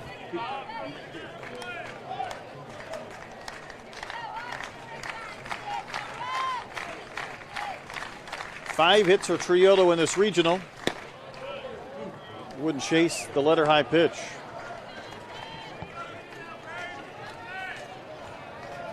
It's always fun to see how many regionals go to a Game 7 on Monday, when it is truly all hands on deck from a pitching standpoint. But if you're the host school and you have a chance to finish it tonight, you'll pour your resources into winning this game. Yes, you will.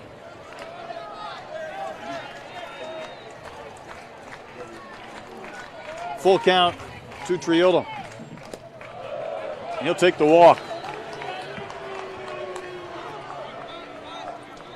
just down the road here,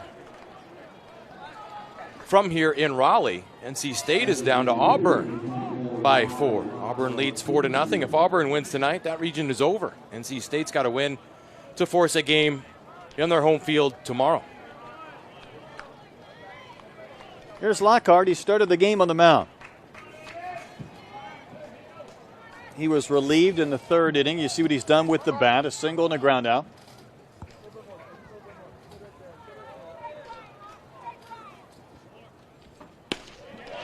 Well placed.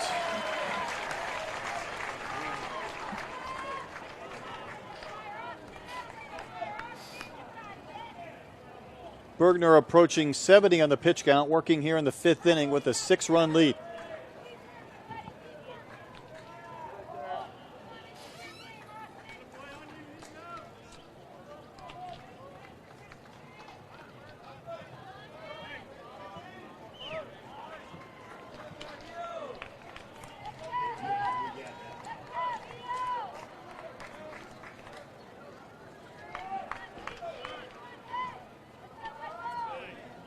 Padgett at second, Triolo at first. Joe Davis looming on deck.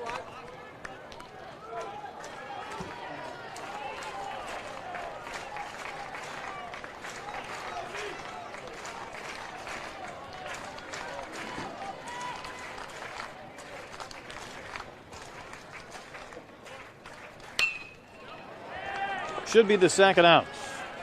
Here in the 5th, McGee, camp underneath it. Retire Lockhart.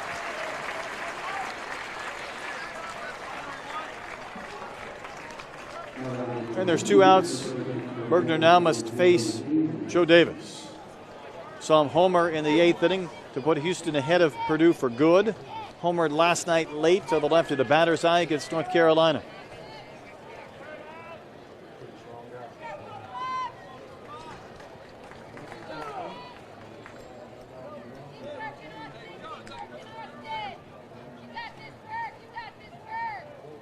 Pair of ground outs for Davis. Throw it down to first. Martirano with a back pick, trying to steal an out. Triolo was taking a secondary lead. I love the look. Hey, why not? Give it a shot.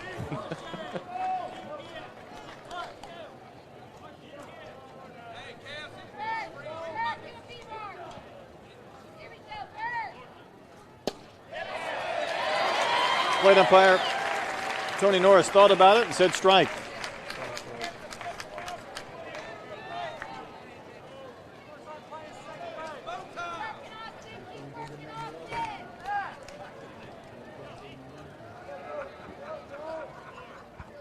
.34 lifetime home runs for Davis. Ballpark will hold this one. And the Cougars strand 2 runners. Halfway done. In a Carolina Regional Final, Tar Heels up by 6.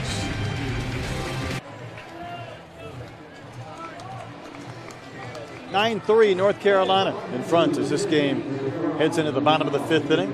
Austin Bergner able to shorten the game, progress it a little bit further, and now we'll see if these Carolina bats can remain red hot. Quite frankly, Scott, they've done a lot of damage with 11 base hits. Been very effective. They've taken advantage of some Houston pitching mistakes, meaning balls in the middle of the zone. Martirano leads off against Nolan Bond. He came on to get the final out in the 4th inning. He's the 3rd Houston pitcher of the game.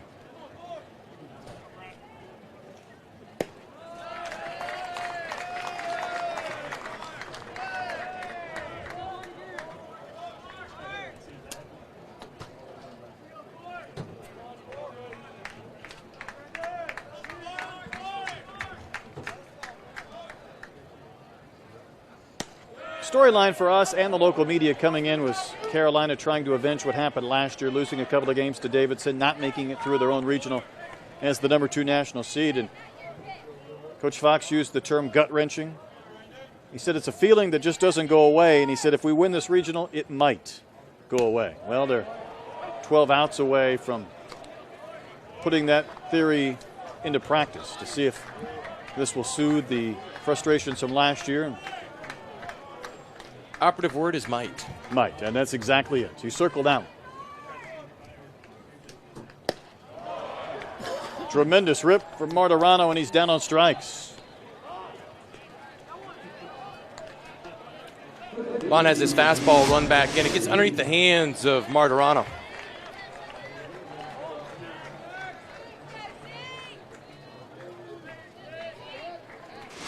Good execution by the right-hander for the Cougars.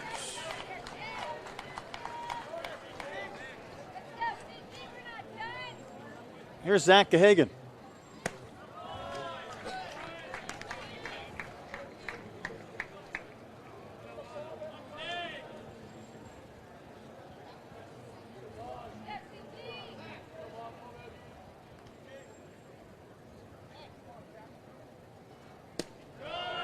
Pond working down in the zone, but he's fallen behind the Carolina second baseman, 2-0. How about the gear game being stepped up in athletics, especially college baseball? I'm going to sound like the old man who walked to school in the snow uphill both ways in this, but I mean, those are pretty cool gloves that the Cougars have. Got Rawlings gloves with the U of H logo on them, their names, everything like that. Back in the old days, I was just glad to get a glove that had a pro model. You didn't have your name stitched on into the no. logo or a Texas flag? No, heck no. I think that's pretty cool. Of course, if they would have put a Texas flag on an Arkansas player's glove, that would have been interesting. That would have been trouble. Bond gets the strike, 2-2. Start talking about Carolina, you see the MJ silhouette, so you've got to come ready to play. Looks like it's a little bit down, but Lovelace brings it back up. Toughest pitch to frame for a catcher is that pitch down. Ideally, any catcher should be presenting a pitch with just a quarter turn of the glove, depending on where it is. And the hardest one to get that quarter turn is that one because the umpire can see down and up. Now, the real good ones do it almost simultaneously.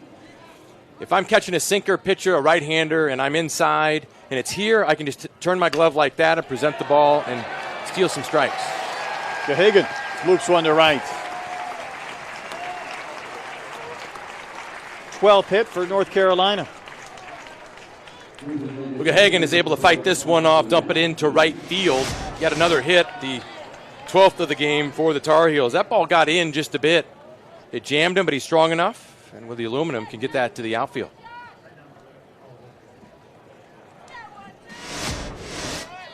But you want to get back to framing and talking about it as Gahagan puts on the oven mitt. That's in vogue. That's new since way back in the old days. We didn't have one of those either.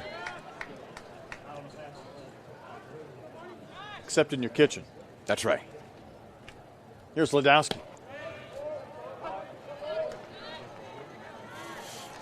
But Bob Boone, Hall of Fame catcher, but one of the best framers ever, because he would catch balls with his elbow up, and he could just move the glove around like this, and everything looked like a strike.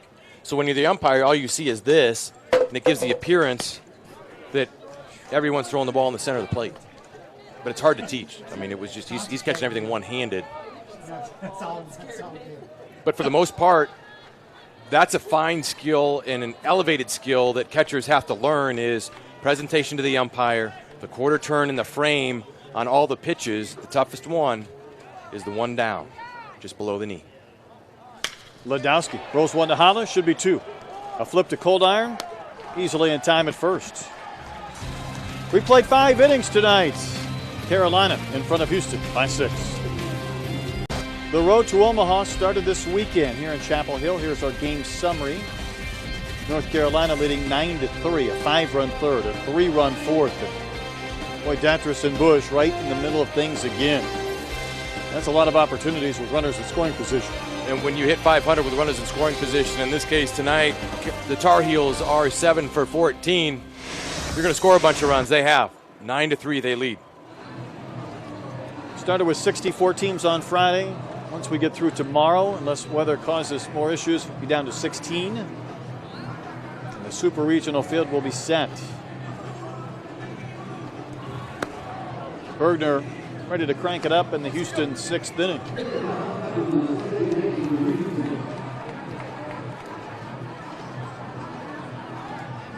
Of course, Chapel Hill regional here is paired up with the one in DeLand. As you mentioned, Scott, Stetson with a 5-0 lead in the third. Oklahoma State would have to rally and then win again to advance. And what Stetson is known for is pitching. They've got some good starters, and that will be the challenge should this hold. But that's what the Hatters are known for, and they've had an outstanding year this year. Connor Hollis with 6 hits in the regional. Bergner starts in with strike one.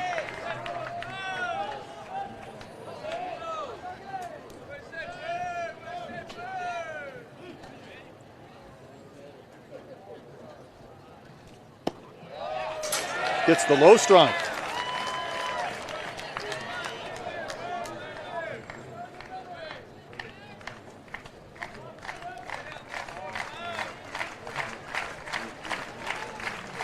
Speaking of those super regionals, this is the 8th time North Carolina's been a national seed, and Hollis, all he does is hit. Might have a play at first. Roberts about threw that one through Bush and Hollis. Once Hollis had passed the bag, 7 hits for Connor Hollis in the region. We've seen him use all the fields as well, this time going to right. He shoots this one through the right side. Short, compact swing, and I've had nightmares of this play because you get a little bit of relief once you hit one solid and you see it to right field, but then that adrenaline kicks back in and you got to bust it down, and it'd be awfully tough to take if the right fielder threw you out at first after you got a solid hit. You know, the only person who wants to see that throw to first base less than you, the runner, first baseman. He's not real thrilled with that either. I don't mind seeing the throw. I just don't want to be out. I understand. Coldiron falls behind quickly, 0-2. Reached on in air and scored in the second. And Houston scored a pair of unearned runs.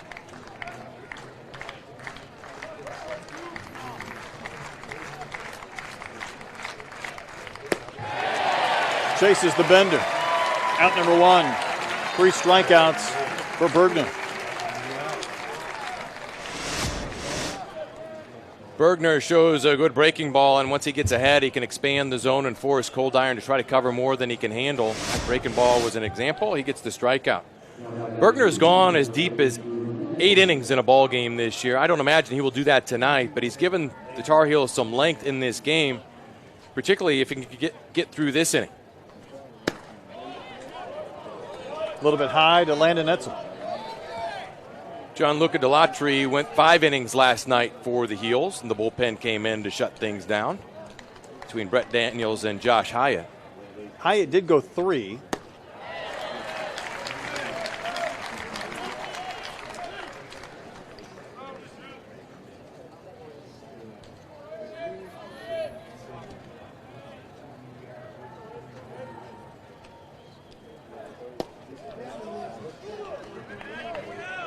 Etzel batting 8th. Lovelace, the catcher, on deck. Cougars try and find some later inning magic again, something they've done with regularity through the first 3 games here in Chapel Hill. Hit well to left. Landon Etzel has hit a 2-run bomb high up the screen, and the Cougars are back in this game.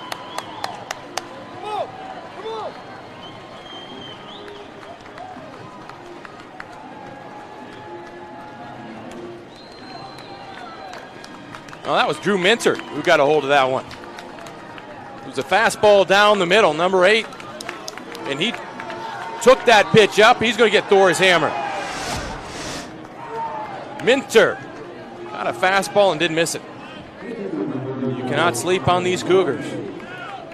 Pinch hitter off the bench, turns around and sends one. Look how high this is up in the screen.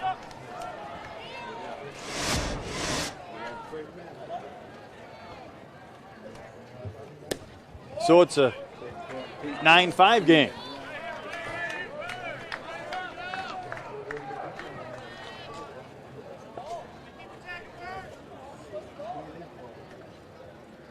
Hollis had the base hit, Minter the pinch hit homer.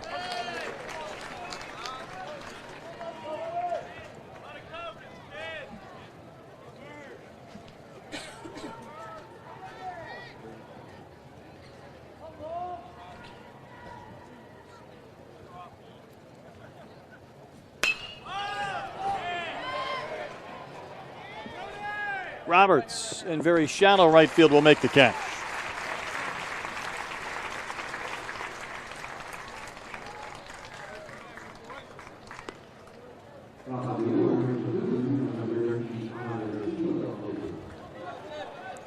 Back to the top of the lineup.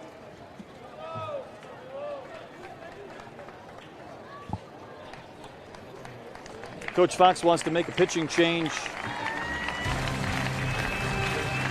before Bilamovic will get a chance to bat. So Bergner goes 5 2/3 innings. Carolina will go to the bullpen. The Minter home run has closed the gap to 4. Carolina will make a pitching change. We'll be back after this.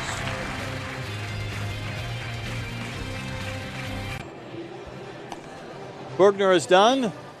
And Brett Daniels comes on out of the bullpen with 2 in and 2 out in the 6th. Great numbers on Daniels this year, and he came in yesterday to help nail down the win against the Cougars. I ask him to do the same again today. 6 wins, 2 saves, a great ERA, under 2.5. More than strikeout an inning. Live arm does Daniels have. Drew Minter, his first home run of the season. Made this a 4-run game again, so every time you think maybe the Cougars have had enough, they come roaring back. Homers in this game from Triolo, a solo shot in the 3rd, and Minter, the 2-run homer in the 6th. And there you see the line from Bergner over 5 2/3 innings and 87 pitches. Remember, the 5 runs, only 3 earned.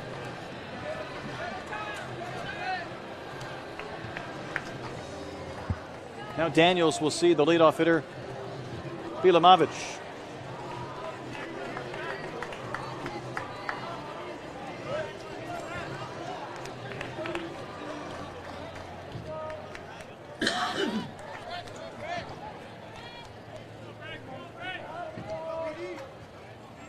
Bilamovic 0 for 2 with an RBI and a sac fly. Daniels at 92 on the gun in his first one.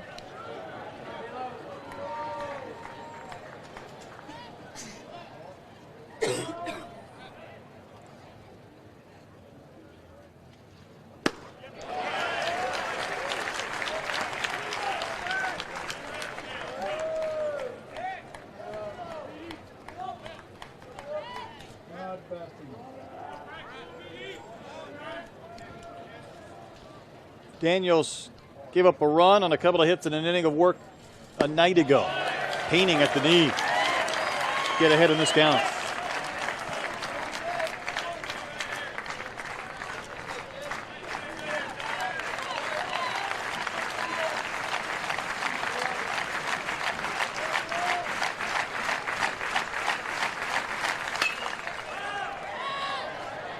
Bush chasing. Nearing the railing, and he'll have no play. It's well back up in the seats. Fan makes a nice catch. Gives that fan a contract.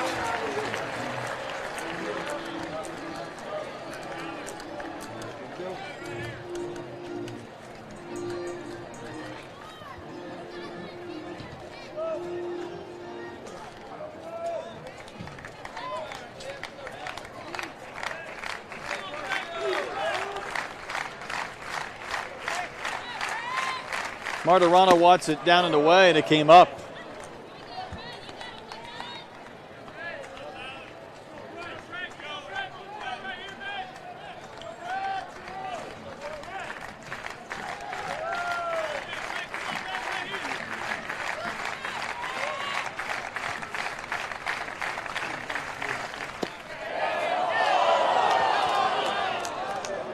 Count has gone full to Bilamovic, who's 5 for 14 in this regional. He's knocked in 4 runs. The umpires in the stands didn't like that call. They did not. The pitch was away.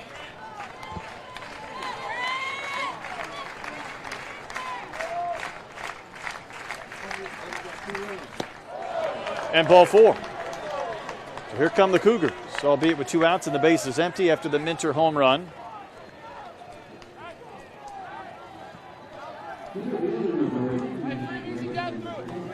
Daniels will face Grayson Padgett.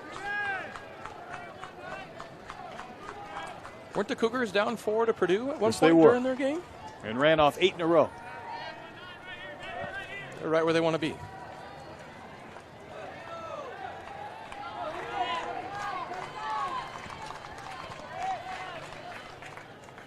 25 runs in the 4 games for Houston, counting their production today.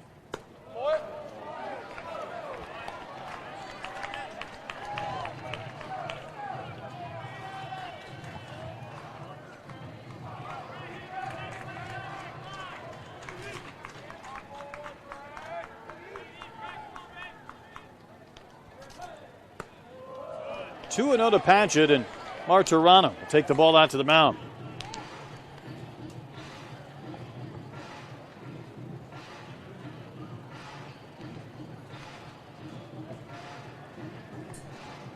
More activity in the Carolina bullpen, and worth repeating that Hyatt did throw 3 innings last night to finish out the game.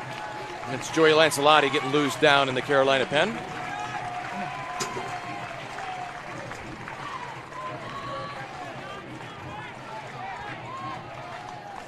Daniels needs a strike. If Padgett would reach, then it's Triolo, who's already homered in the game.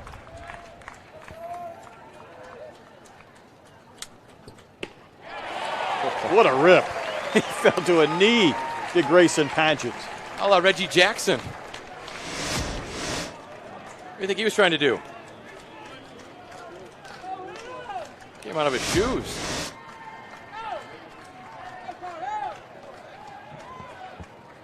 He has 3 homers all season, 2 of the walk-off variety.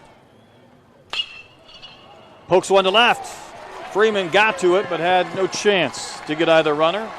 Cougars 1 more base runner, and they would bring the tying run to the plate.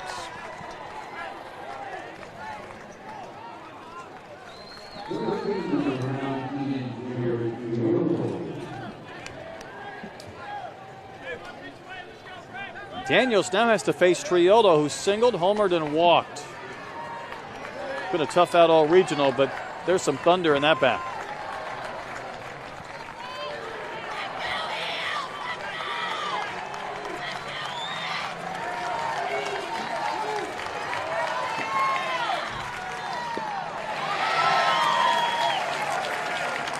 That was the I'm looking fastball. I'm swinging no matter what. No doubt. No matter where it is. Swing. He made up his mind before this pitch was thrown.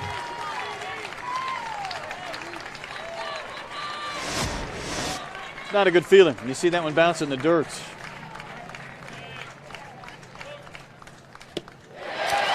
Another big hack. It's 0-2.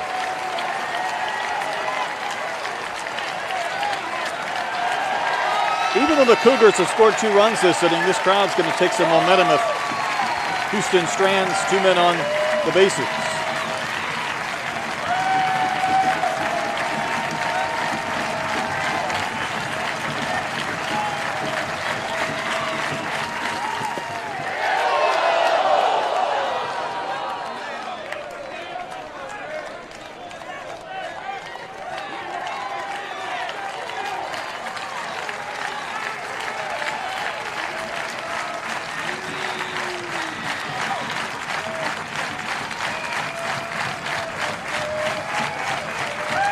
Bilamovich at second, Padgett at first. And the inning ends. Daniels gets the K to leave a pair. 5.5 complete. It's a 9-5 game. Minter had 1 big swing. Big swing on a fastball up. He gets this Cougar team within 4. We got a ball game.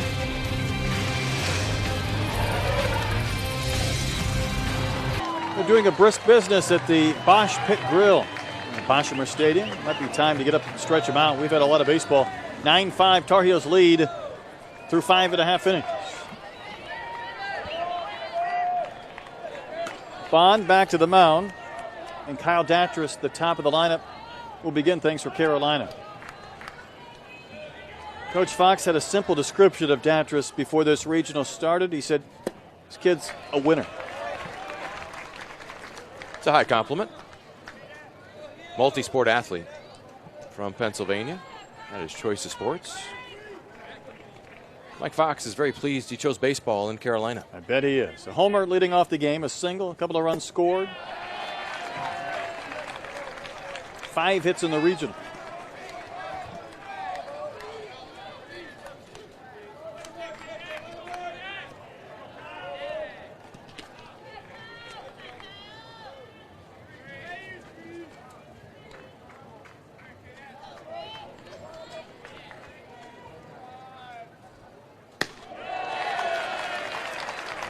That one wasn't close, so Lovelace will take the baseball out to Bond. Get him recalibrated.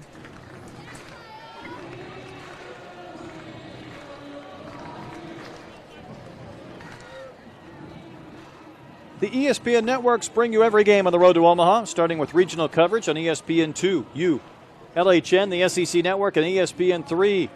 Whip around coverage also available through ESPN3 and the Bases Loaded channel. All coverage is available on the ESPN app. Big weekend of Bases Loaded coverage. And there's ball 4 to Datras, so not a good beginning for Houston. Bond puts the leadoff man on base.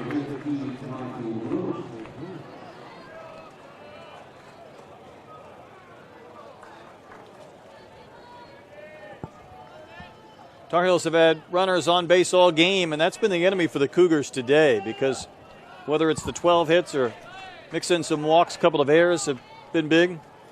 They've got the leadoff batter aboard 4 times so far in this game.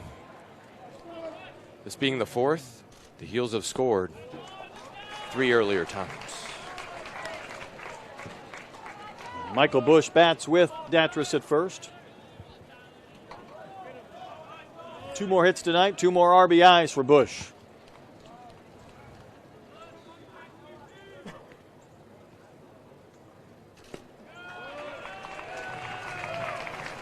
Carolina not the only team scoring. Stetson put up 10 runs in an inning in the DeLand Regional. That regional paired with this one in Chapel Hill. As Terry Rooney comes out to the mound again. Cougars on their 3rd pitcher of the game.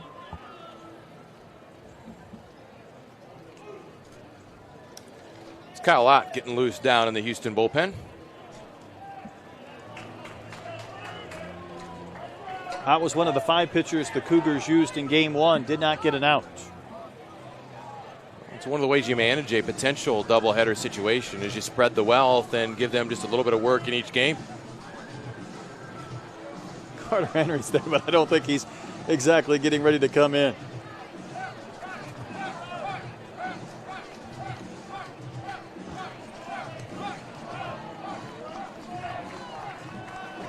Bond got a double play to end the 5th.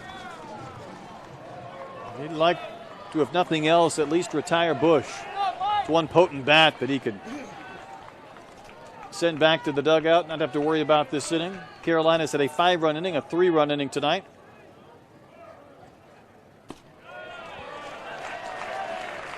And Bond continues to fight his control. So it's coming back out for the 6th.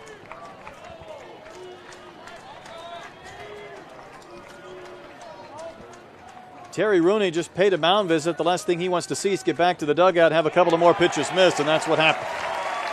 Back-to-back walks to start the inning.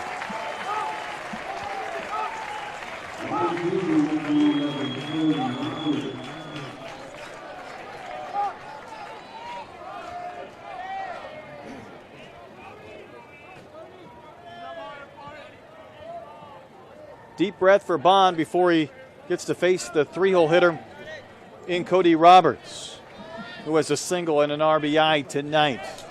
9 runs on 12 hits for the Tar Heels.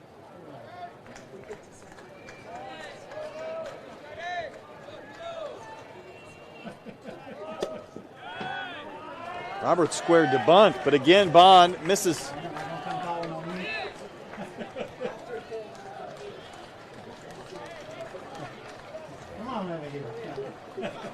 Bond has missed on 9 straight.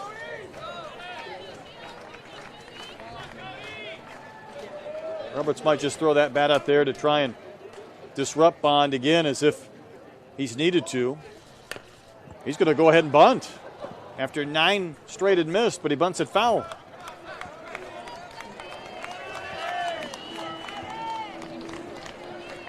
Tar Heels have slugged the ball out of the ballpark. They can also play small ball when they have to. This was a night ago, and Roberts dropped down the safety squeeze. Well executed by the Tar Heels to get that run in. Now they're asking him to get a bunt down to get those first 2 runners over. Ideally, you bunt that ball down the third baseline, force the third baseman to make the play. Bunt last night made it 3-0 Carolina. Houston were close to within 3-2. Had a runner thrown out of the plate. Got a run late on a Davis homer to make it a 4-3 game, but that's how it would finish.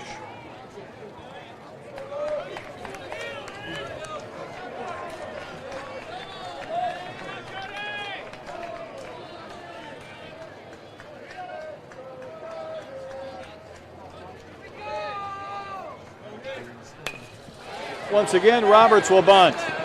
Davis will just apply the tag rather than risk a throw, and Roberts gets the sacrifice. Carolina advances Dantrus to third, Bush to second. Well, great execution now with the runners at second and third. All the Tar Heels are looking for is an elevated pitch that they can drive to the outfield that's deep enough to score the run. As Roberts squares around, puts his ball down the first baseline, Joe Davis is the only one that can field it. He makes the play. Houston infield comes in. It's fun to hit when the infield's in. You look for that pitch up. Balls that may not be through under regular depth positions can squirt through now.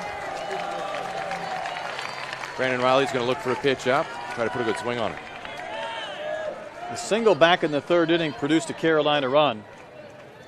It's also his first and what has been his only hit so far in the regional.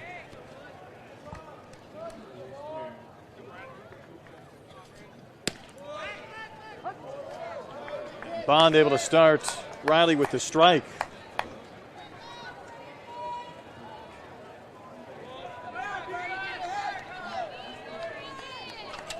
Despite a couple of errors in this game, the Cougars have made some great plays throughout this regional. Right now, they take any type of play that might keep Dantrus at third or provide it out. Keep North Carolina from pushing their run total into double digits.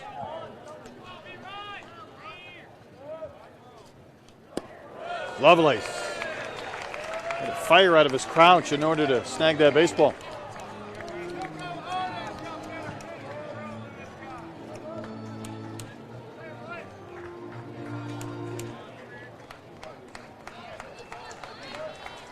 Nolan Bond came into the game in the fourth inning, got the final out, threw a scoreless fifth. But a walk and a bunt complicated matters a bit in the sixth.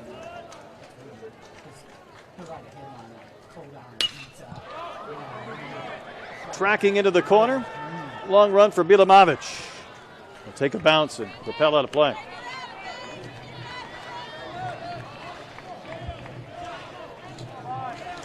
Riley working over that gum.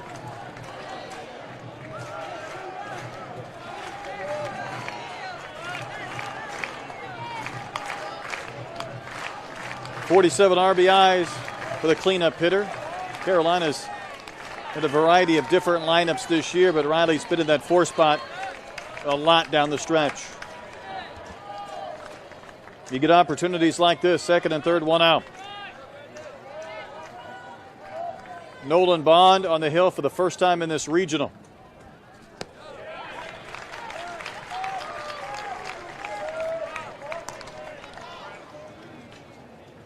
Both Fletcher and Cumby, this year's American Conference Pitcher of the Year and last year's, look good. Now Carolina saying, what else do you have?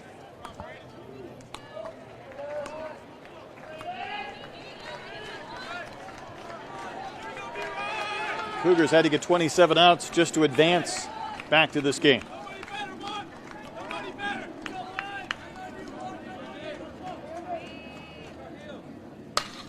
Riley serves one to right.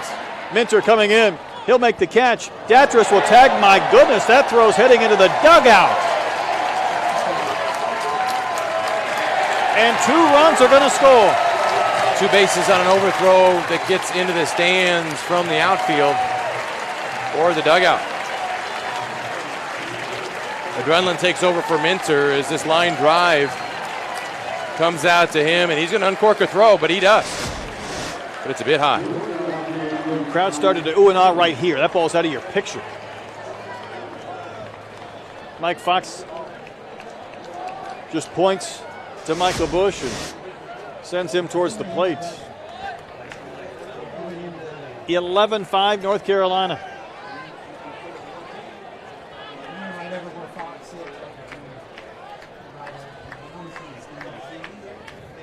Here's Ike Freeman. Minter seeing his first action, had the home run, and he was going to make a throw as well, and he did. It just wasn't close to the plate.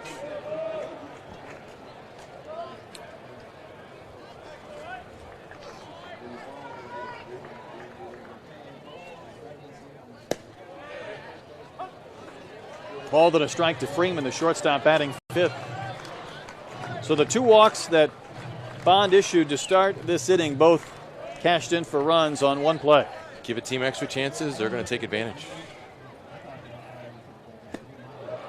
Freeman chases. Another thing that jumps out is Tar Heels have scored 11 runs. The top two hitters, Datris and Bush, have scored 6 of those runs, 3 each. There's production there. More than the Cougars total.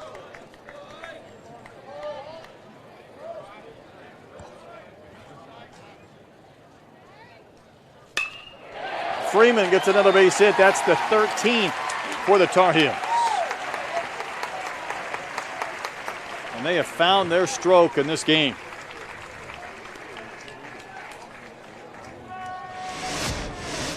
Be another pitch in the middle of the plate. Up, about bell tie. Freeman doesn't miss it. Location, location, location. As a hitter, when you start seeing pitches out over the middle of the plate, your eyes start to light up, the hands react. That's what you take BP with day in and day out. But good teams will take advantage of those pitches and the extra base runners. The Tar Heels have done so far in this ballgame. So here's Ashton McGee. Big cut on the first one from Nolan Bond. McGee was the first batter that Bond faced in the 4th inning. Got him to bounce out to Hollis at second. So he's made his way through the lineup, starting over again.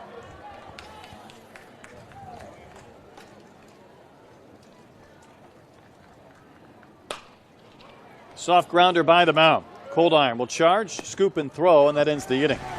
North Carolina adds 2 more runs to its lead through 6 innings. It's a 6-run Tar Heel advantage. The NCAA Baseball Regionals are presented by Capital One. The Chapel Hill Regional at Boshamer Stadium in North Carolina. Take a look at our bracket. A couple of blowouts in day 1. Purdue eliminated North Carolina A&T. Last night, Carolina a run better than Houston. Houston had to come back and defeat Purdue today. Send the Boilermakers home, and here we are in the regional Final Four, North Carolina. And it's a 6-run Tar Heel lead.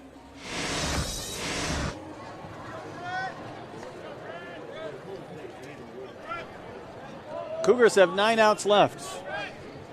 It's Lockhart, Davis, and Hollis in the 7th. Brett Daniels back to the mound. And Lockhart shoots one to left field for a base hit, his 2nd hit of the game. Cougars are in double figures in hits after they had 8 runs on 12 hits in game 1 today. It's a fastball right down the middle. Lockhart puts a good swing on it. Both these teams can hit. We'll see how Mike Fox wants to get these final 9 outs after Hyatt went 3 innings yesterday. Joe Davis in and fouls one back. Tar Heels employing their shift again against Davis with 3 infielders on the left side of the diamond. See the 12 homers for Joe Davis, 34 in his career in 3 seasons.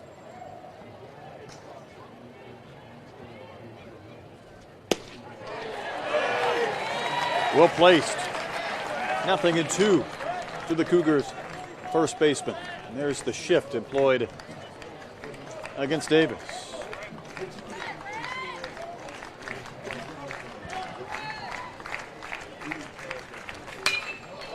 Davis just hits bullets, and that one is off the base of the fence, and it propels by Riley. Lockhart got a break to the plate, and he will score easily. Never broke stride and scores on the double from Davis. 58 RBIs for the big man. Dangerous things happen for the opposing team when Davis gets his arms extended, and he does so again. He's already gone into the trees in the right center field. This time he hits a line drive off that corner jutting out here at Boshamer Stadium. This ball is smoked. Riley does his best to corral it, but with that carom, Roberts has to come over and help him. Houston is not going to just shut it down. They score a run, they got a runner in scoring position and 2 hitters. Shows you how costly those 2 runs were on a couple of walks, a sac bunt, a sac fly, and an error in the Carolina 6th. It's Connor Hollis takes a breaking ball. There's a wrinkle, and that's what you need to do. You've got to drop in something other than the fastball, because these hitters for the Cougars are looking first pitch fastball, and they don't miss it. Hollis doubled against Daniels last night. Part of that 7th inning where Houston got to within a run, and then the sac fly that was not. The catch by Ledowski in right, the throw to the plate, the gun down cold iron, kept Carolina in front.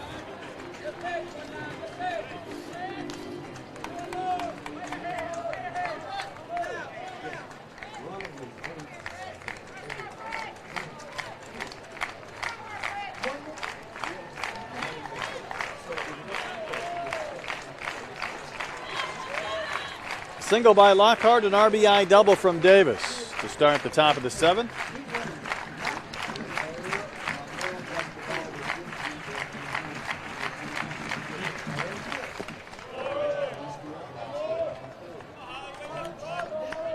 Connor Hollis with 7 hits in the regional, trying to cause more problems for Daniels.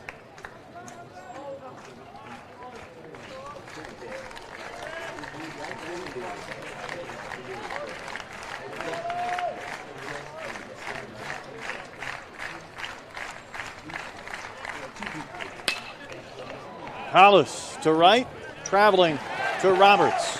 He's able to make that catch. 1 gone.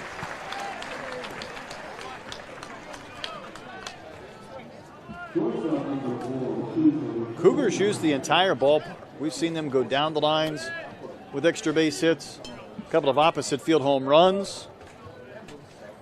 I've been really impressed with Joe Davis's ability to hit the ball hard the other way. Normally you see a power guy, they like to turn and burn, and you figure it's the pull side, but he's used all fields and really put a scorching on some balls to right and right center field. Cold iron, the shortstop. Missed that one by a couple of feet.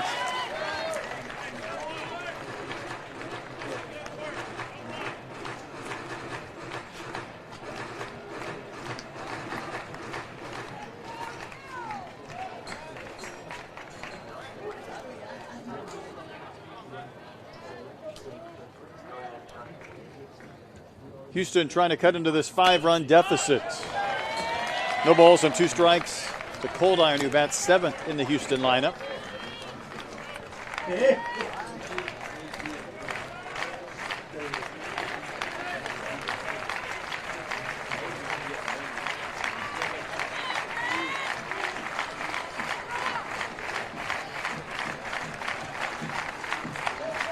Daniels has recorded 2 outs. He's thrown 25 pitches.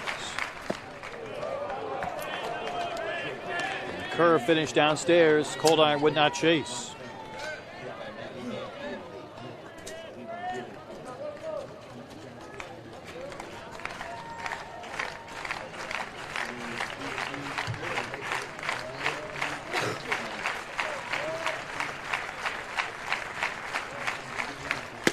Up and out.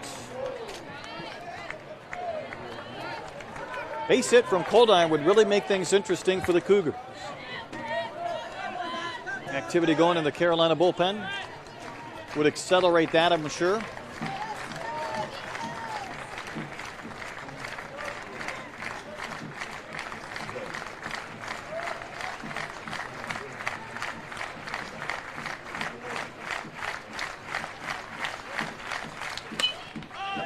Soft pop-up. Bush chasing, it'll be at a play. Steady diet of breaking balls from Daniels to Cold Iron. That's the book on him. He's had trouble with a breaking ball today and this evening. Carolina's sticking with that scouting report.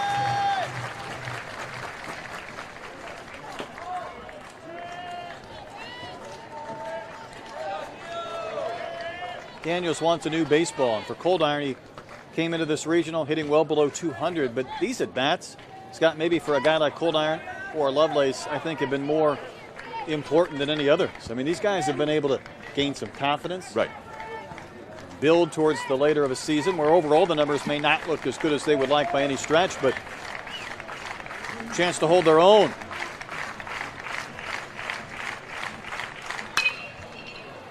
And a base hit into right field. Davis will not try to test the arm of Roberts. Cougars down 5 runs, will not risk making it out at the plate, but another base hit by Houston. Their 12th of the game. Every base hit for Houston has been on the fastball in this inning. It's fastball up. Cold Iron hits this hard into right field. It's great at bat. Nice job of spoiling the curveball until you get to the fastball, which reinforces the philosophy. Lay off the breaking ball until you get 2 strikes. Always look for the fastball. You'll be able to react to it, put the ball in play, and it's going to force a pitching change for the Tar Heels, I believe, as Mike Fox heads out to the mound. Tar Heels ready to bring on their 3rd pitcher of the game. Cougars have scored a run, threatening again in the 7th. We'll step aside and come right back to Boshamer Stadium. It's now an 11-6 game. A couple of runners on base for the Cougars. Only 1 out in the top of the 7th inning, forcing North Carolina to go to their bullpen. Ready to bring on their 3rd pitcher so far tonight, Joey Lancelotti. Good numbers on the year from Joey Lancelotti. He's got an ERA under 3, over a strikeout an inning.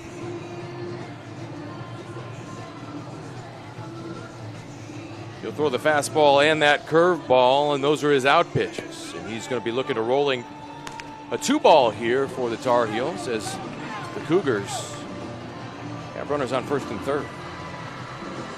Facing Drew Minter, and you might say, well, Minter's had just 1 at bat in this regional, and that's the case. It was an inning ago, and he had a 2-run homer high into the screen, which is above and behind the fence and left.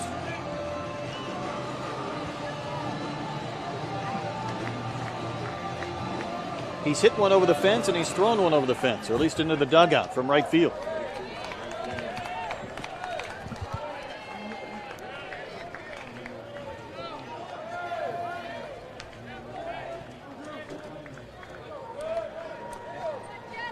Lancelotti, another Pennsylvania native, in, and the first one to Minter, way inside and high.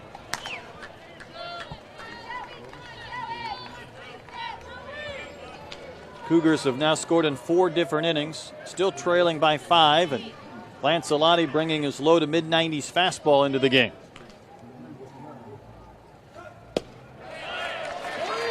Gets credit for the inside corner. That one had some movement to it. It's 1-1. That's his breaking ball. It's a power slider. That pitch breaks down. He gets the call.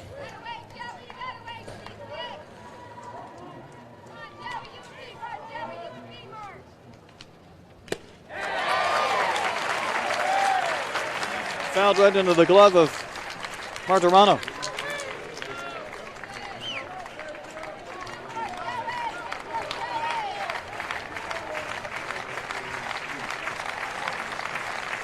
Big chance for Houston to climb back in this game. Minter strokes one to center, and Riley lays out to make the catch. Joe Davis will tag and score.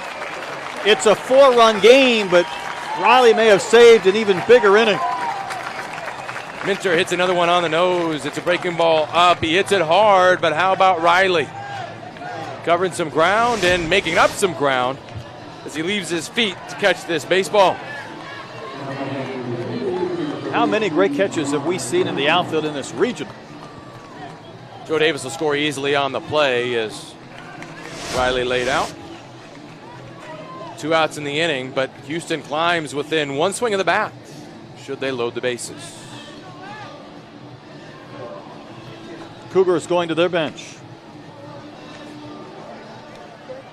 Ron Brown will pinch hit, his first opportunity in the regional.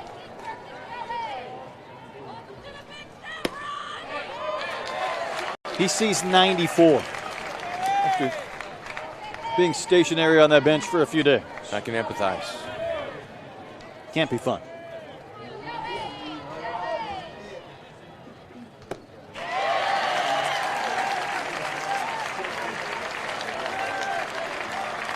2 quick strikes on Brown. 1 RBI in the season. Trying to continue the 7th that has seen Houston score 2 runs. Make it a 4-run game.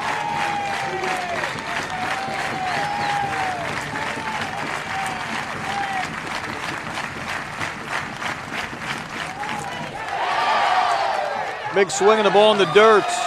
Martirano applies the tag. Brown retired to end the 7th. It's stretch time in Carolina. Houston closes to within 4. Fans all stretched out here at Boshamer Stadium. Houston Cougars won't go away, but North Carolina 11 runs on 13 hits. Bond on the first pitch, dribbles one towards Hollis. Trying to get there, the ball rolls up his arm, and Martirano is safe.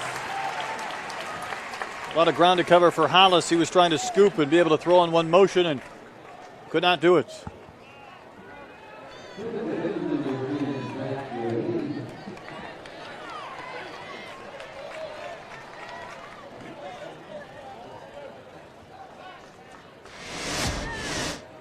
This ball is squirted to the right side. You'll see Hollis cover a lot of ground. It just rolls up on him. Ruled a hit.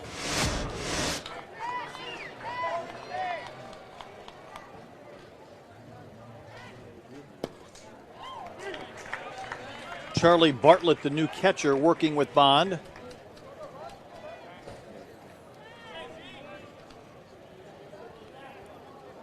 And the hit for Martirano, the 14th for North Carolina, number 26 in this game.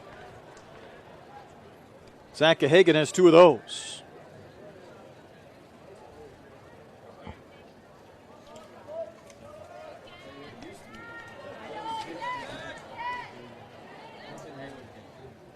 Bond got the final out in the 4th.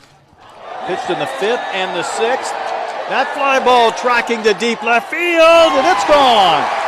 Gahagan, homer tonight ago, and a 2-run shot again this evening.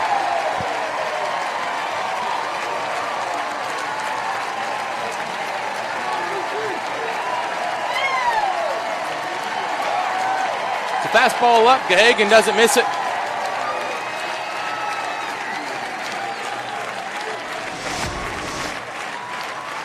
That ball is up, but the letter is out over the heart of the plate. He gets that foot down, but the extension.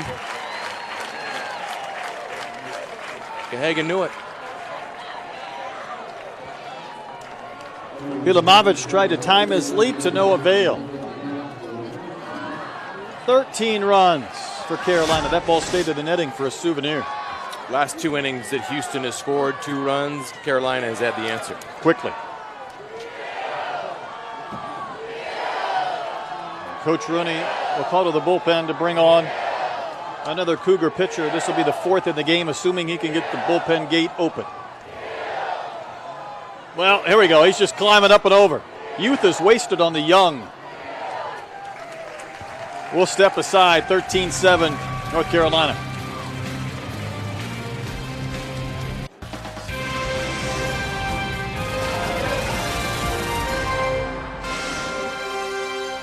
Zach Gahagan sending one high and deep to left, and it ends up being the 2nd home run for North Carolina in the game. Houston's also hit a pair, but it's a 13-7 Tar Heel lead, and the ball's jumping tonight.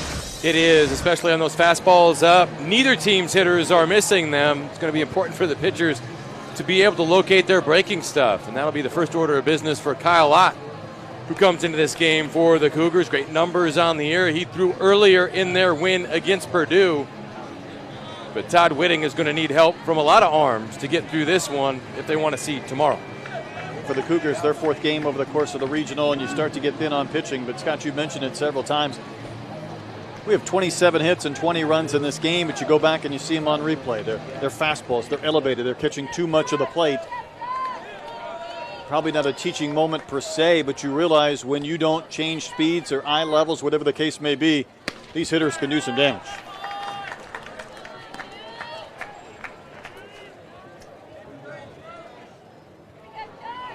Ladowski has a couple of hits.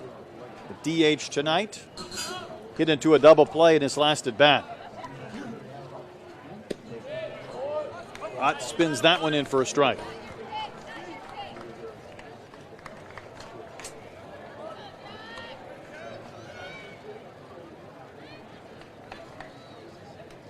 North Carolina scored multiple runs in 4 different half innings. Houston done it 3 times.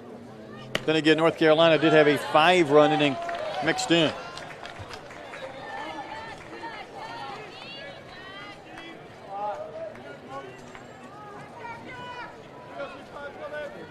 Nolan Bond, one of those pitchers used by Houston.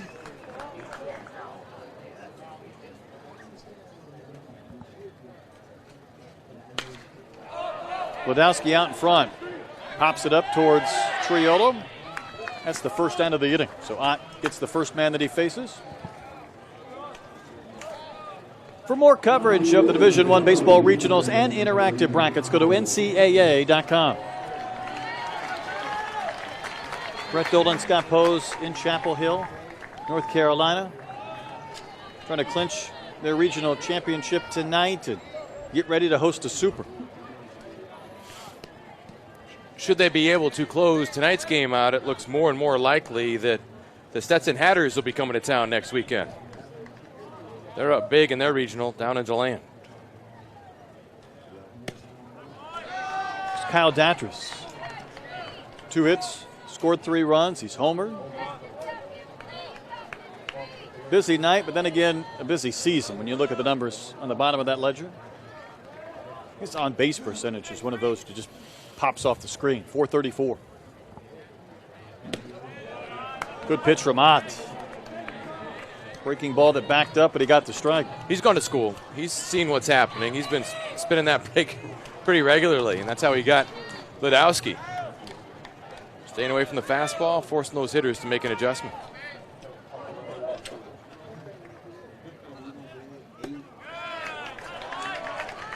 Some of the scores flashed through. Carolina trying to carry the banner as well for the ACC. Florida State was eliminated. Clemson trailing.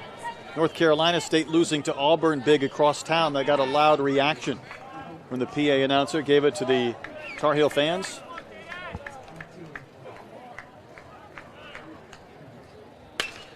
Ball smoked down the left field line. Missed it by a few feet. Datras made a bid for another base hit.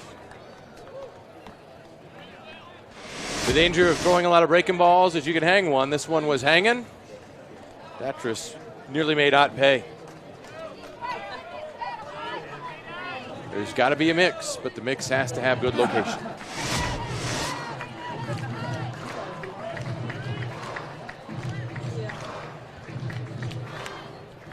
Mentioned it before, but Datras leading off, Bush batting second. That duo has scored 6 runs tonight. The difference in this game is 6 runs.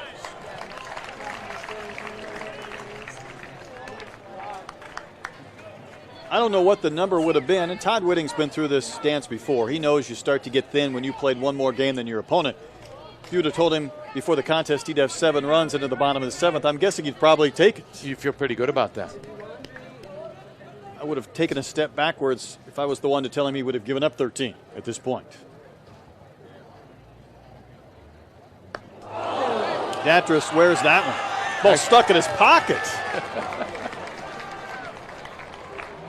First of all, what was his elbow guard doing in his back pocket? But that's where the ball ended up. I think the ball took the elbow guard off his elbow. See it better from this angle. And then the ball stayed lodged between his arm and the rest of his body, and he just said, hey, take it all. I'm done. You can have it all. Down to first. Elbow guard knocked off his arm, and the ball ended up on his pants.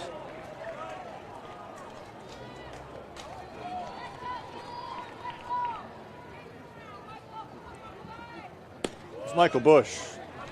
Ott starts him with a strike.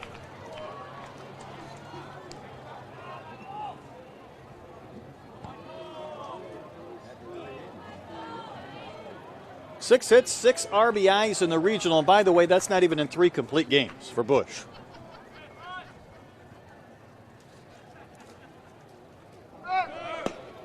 Datras is running, and Bartlett will not offer a throw.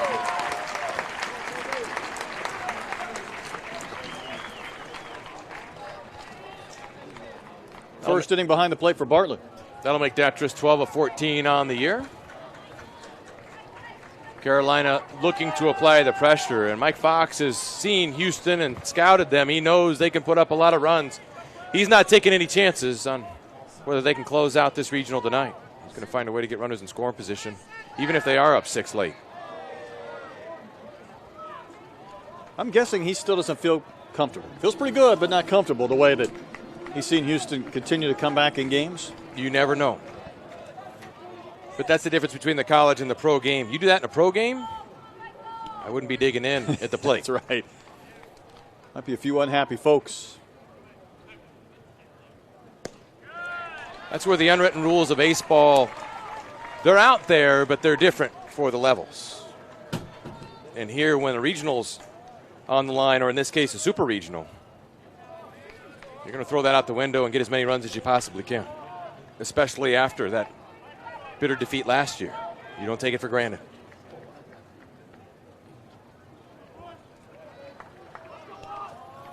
Two balls and a strike to Bush. Otis tried that location back-to-back pitches, and Carolina first baseman has been content to let him miss. You're a big power hitter for North Carolina, a left-handed batter. You see that 355 sign in your sleep in right center field. You go to bed at night dreaming about rocketing balls over that fence, and you wake up doing the same thing.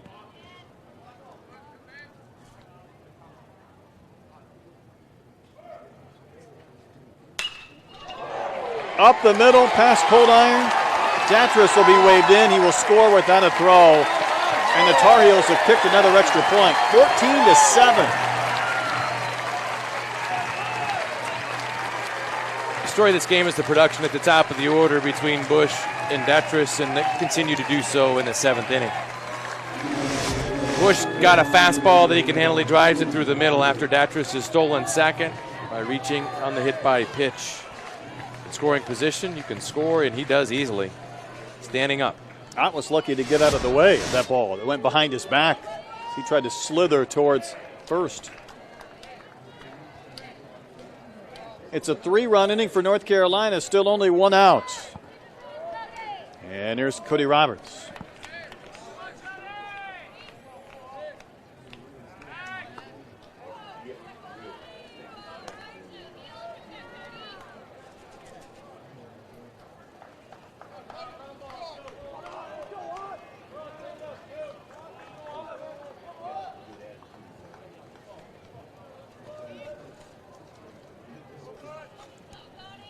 Ott is the 4th pitcher Houston has used in Game 2 after using 5 in Game 1. Ott is the one guy who's appeared in both contests. The Cougars are currently going double barrel in their bullpen now, meaning 2 pitchers are warming up.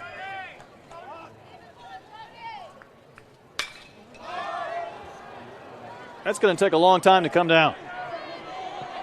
Someone needs to call it off. And it was Hollis. Maybe had the toughest route of them all, rather than Padgett or Cold Iron. That's the 2nd out.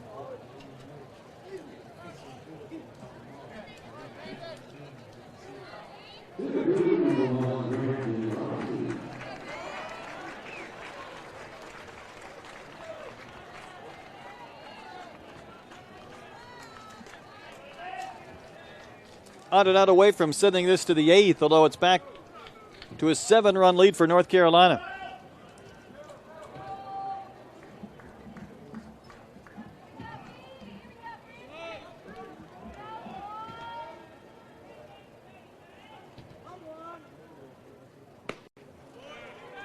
North Carolina's football team had 3 games this year. They scored 14 or less. The Tar Heels, I get the feeling they're not done tonight.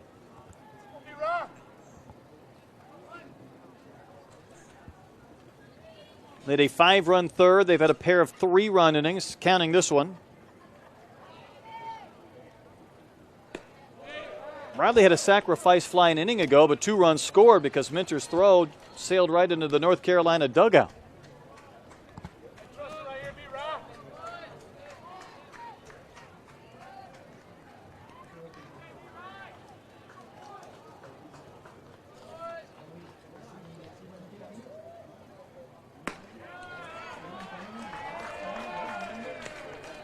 Riley ahead in the count, 2-1. Gahagan had a 2-run bomb this inning. Michael Bush, an RBI single that played at Datras.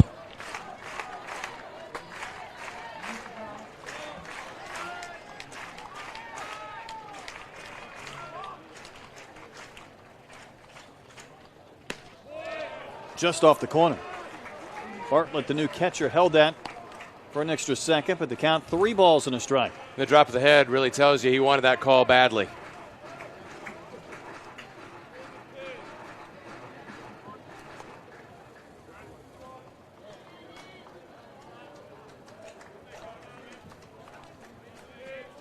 As the temperature has gone down a bit as this game has progressed, the humidity has gone up. Players in full lather tonight as Cougars have been out here since 1 o'clock this afternoon. Pop-up will bend its way out of play.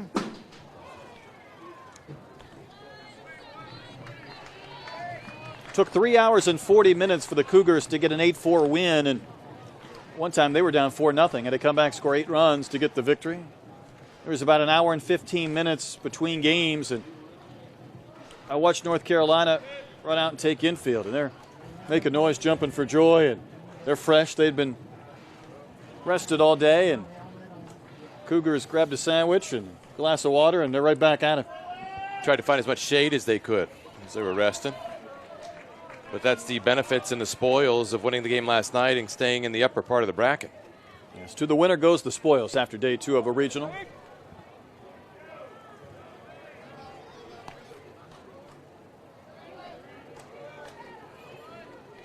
Michael Bush will be off on this payoff pitch with 2 outs in the bottom of the 7th.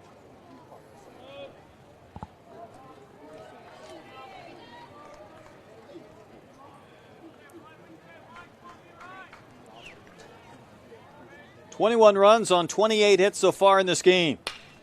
We're not done." Another hit for Riley. Bush will easily turn and go to third, and the Tar Heels have him on the corners with 2 outs.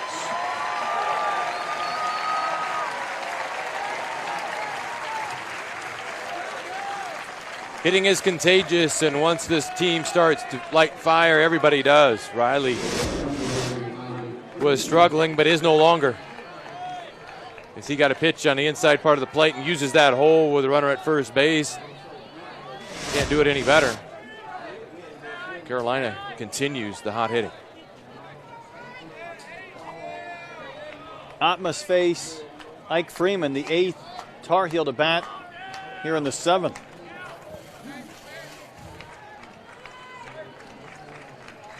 This was a 4-3 game last night. Well played, well pitched. Freeman will help out Ott.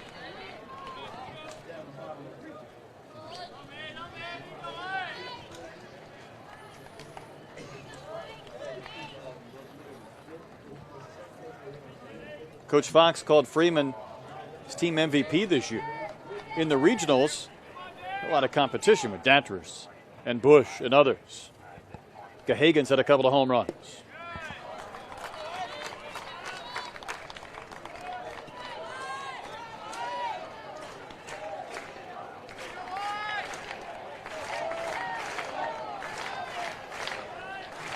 Ott came into this sitting after the 2-run homer from Gahagan. Got a pop-up, a hit batter, a single, another pop-up, and another base hit for the Heels.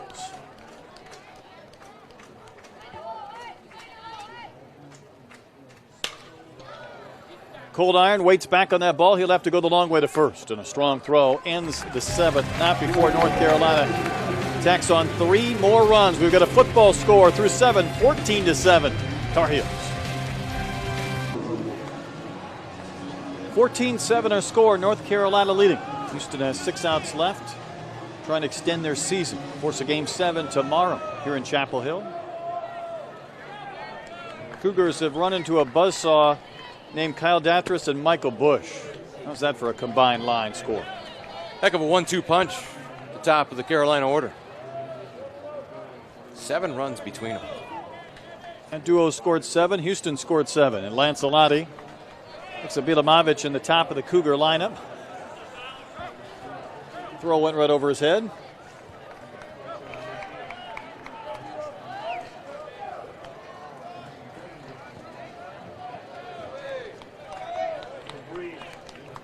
Cougars led 3-1 going into the bottom of the third inning. That's the inning that North Carolina would plate 5 runs. They've not looked back since.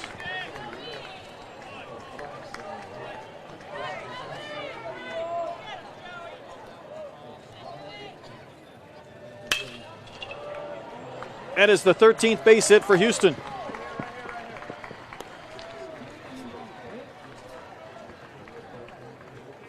They've used the barrel of their bats quite a bit tonight. Where do you think the location of this pitch was? Dead center. Fastball down the middle.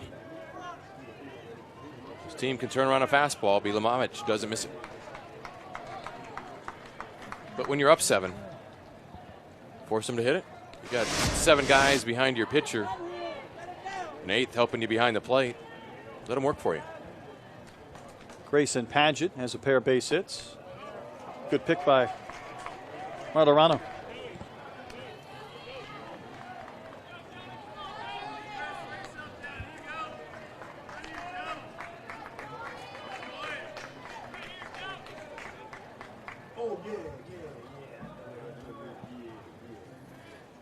Grayson Padgett has looked outstanding in center field this entire regional. Also has 5 hits. So he sends that one back into the seats.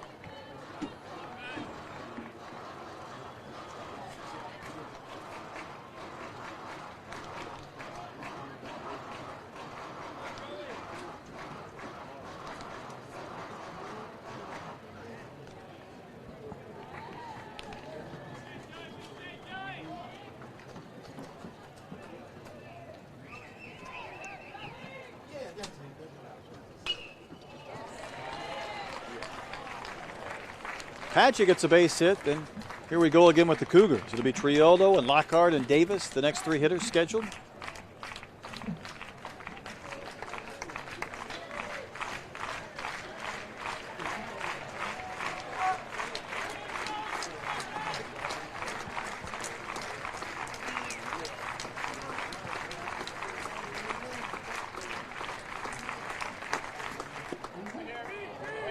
Martorano's had to knock down a few in this inning already.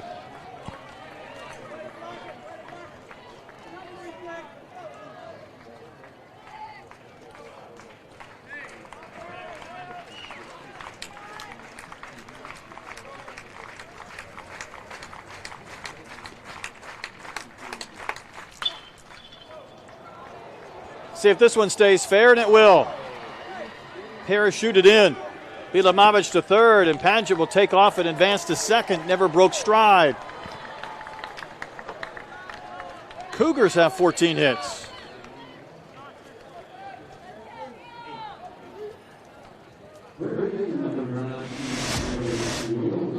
Padgett fights this one off and just dumps it into left field, but watch the hustle. Ball is placed in no man's land, but he's not going to stop. Bilamavich had a great read, gets to third. Padgett with a head first slide.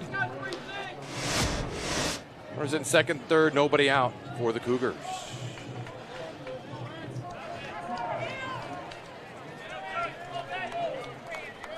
Jared Triolo homered back in the third. That's when Houston took a 3-1 lead in this game. Wrap that bat through. Carolina started to give him a diet of some breaking pitches after seeing what he could do with fastballs.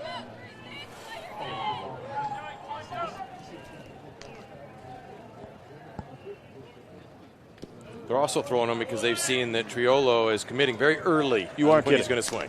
Good point. A couple of times he's gone up there with that antenna, sitting on a pitch, and he's ready to cut it loose.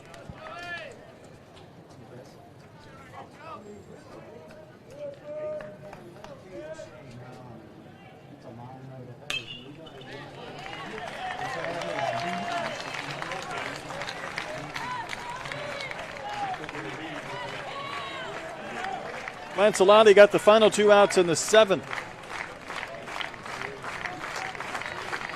Giving up a single and a double. And the top of the Houston 8th. Comebacker. Lancelotti wisely will take the easier play at first. It's a nice job by Lancelotti to look Bilamovich back at third before he takes the out. He gloves this, checks the runner back, and then throws to first.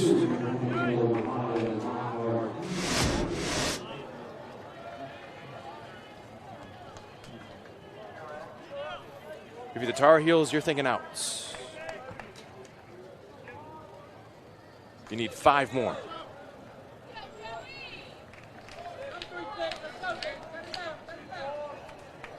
Cleanup hitter Lyle Lockhart Jr. with the pair of hits tonight.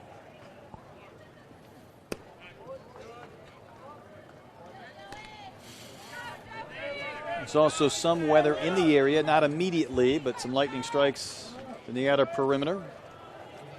Let's hope they stay outer perimeter. I will second that. Lancelotti, though, has now seen 3 runners reach as he clips Lockhart. And by the way, Joe Davis is headed to the plate.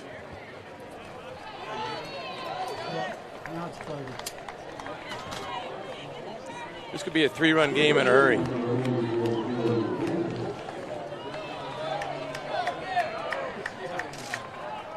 A murmur through the crowd as they see Davis come to the plate. There's going to be a murmur on the mound as there's going to be a meeting. Daniels and Lancelotti have not quieted the Cougar bats tonight. 14 hits for Houston. They have them loaded in the 8th inning with 1 out.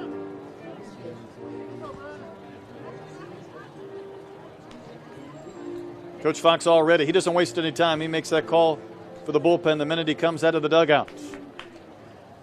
Cougars threatening again. North Carolina ready to bring on their 4th pitcher of the game.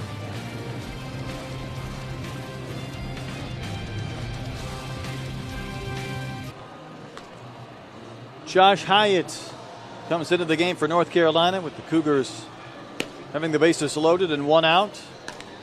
5 saves for Hyatt, including 1 last night, and a 2.78 earned run average. Go back to what he did last night, Scott. He had to get the final 9 outs of the game. And you see the 1 hit and the 1 run, but that was a Joe Davis homer, who, by the way, is the guy hitting to the plate with the bases loaded here. And Hyatt's best pitch is that changeup. It was very effective for him last night.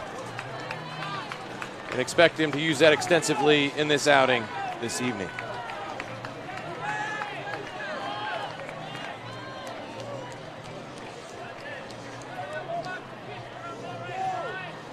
Seven hits and 6 RBIs and a pair of home runs for Joe Davis in the Chapel Hill Regional.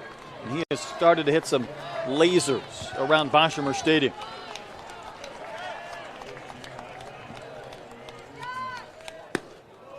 Hyatt wasn't close.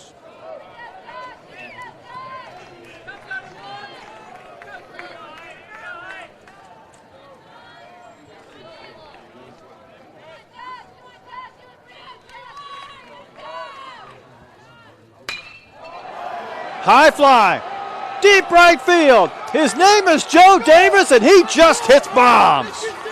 Grand slam, and 4 will score on one mighty swing. The 3rd homer of the regional for Joe Davis.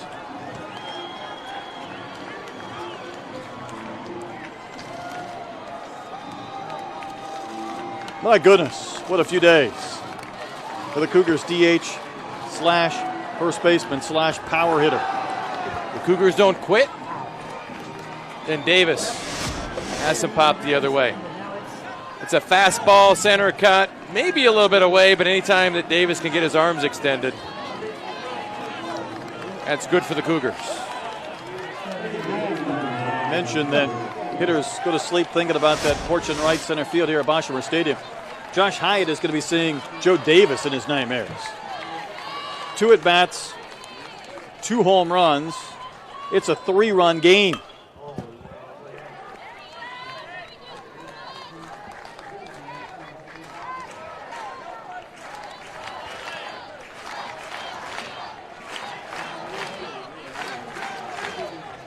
See if a home run is a rally killer or whether it kickstarts the Cougars now that they're back to within 3.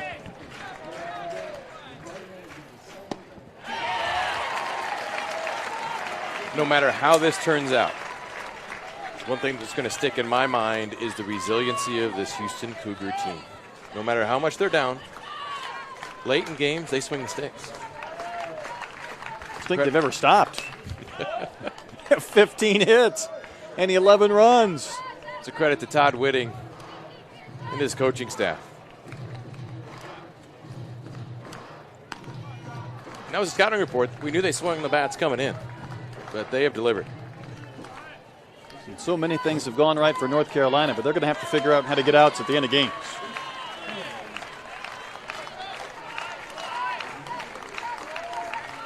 Cougars have had 3 straight multiple run innings. 2 in the 6th, 2 in the 7th, 4 here in the 8th on one swing.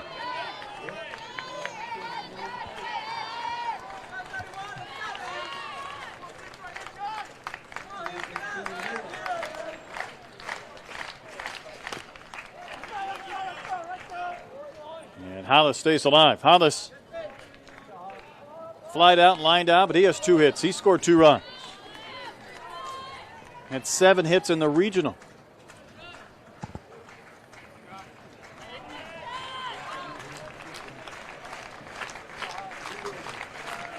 Carolina still has to record 5 outs to win this game.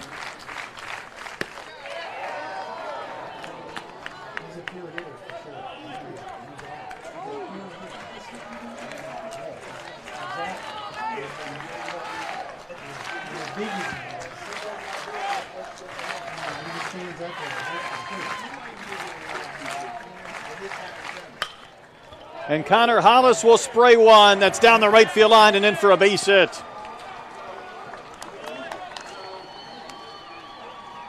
Houston needs one more base runner to bring the tying run to the plate.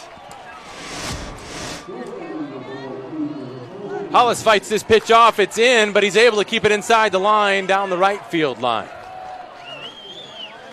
The Cougars continue to hit.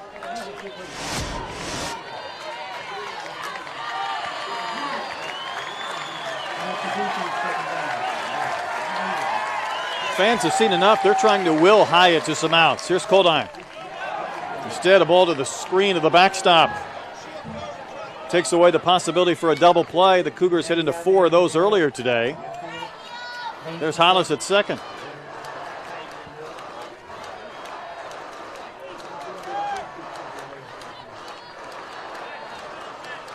Not an easy feeling for Coach Fox. Get a 14-7 lead. Felt like just a blink of an eye ago.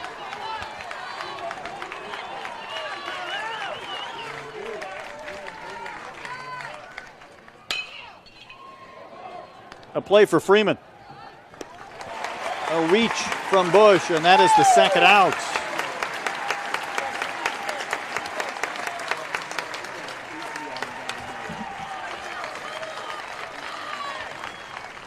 Drew Minter heads to the plate. He's had 2 at-bats. He had a homer high into the screen, hit a line out to a rather deep right center. That went as a sac fly, so he's been seated throughout this regional, and he's come off the bench late and put a couple of good swings on baseballs.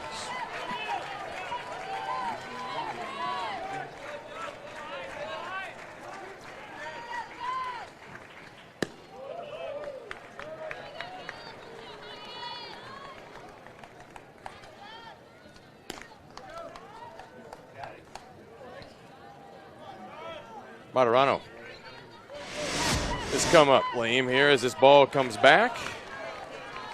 I think he just cramped up. Not sure what he's doing, but he's shaking the leg out. Yeah, he cramped You're right. up. He cramped up as he went down to that shin guard. Humidity's up about 90% right now. It's continued to rise through the game. And the sniper got Martirano. Get some fluids in him. He's still feeling that. Yeah, yeah.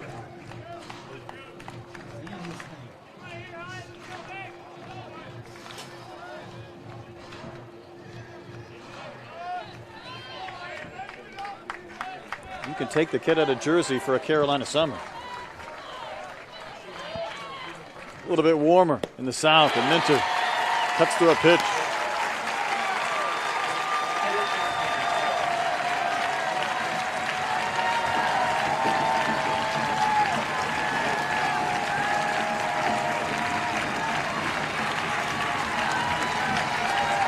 Fans again trying to will Hyatt through this eighth with no more damage coming across for the Cougs.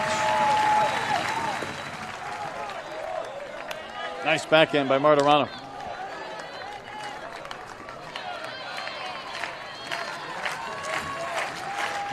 "25 runs on 33 hits combined."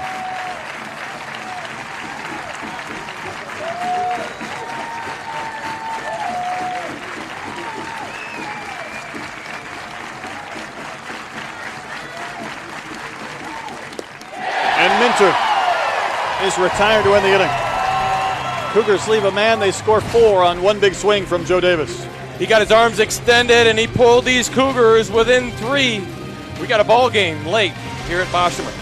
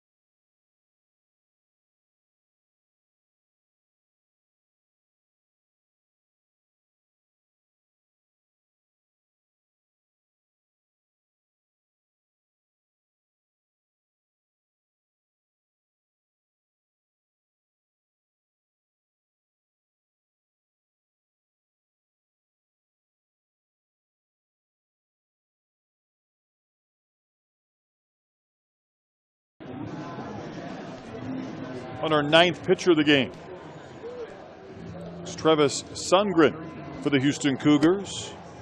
On to work in the bottom of the 8th inning. Just 2 1/3 innings of work, coming on to face a team that has 14 runs on 17 hits through 7 innings. Must be deep in a regional. You are deep in a regional, and you're going to look for help anywhere that you can get it, and you're going to get an opportunity to pitch if you're on this roster. Time for somebody you might not expect to step up on the big stage.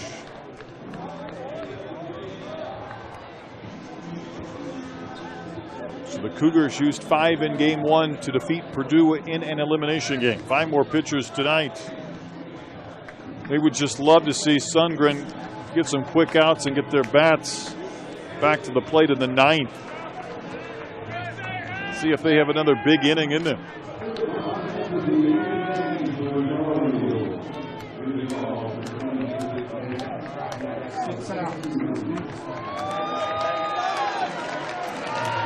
Mike Fox is going to bring on a pinch hitter in this situation, Jackson Hesterly.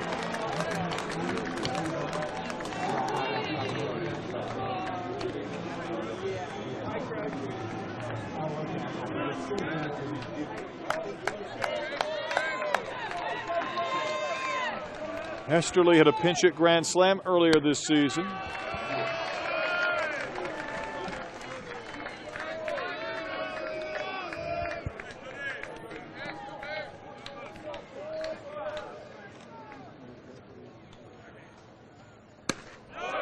Hitting for Ashton McGee.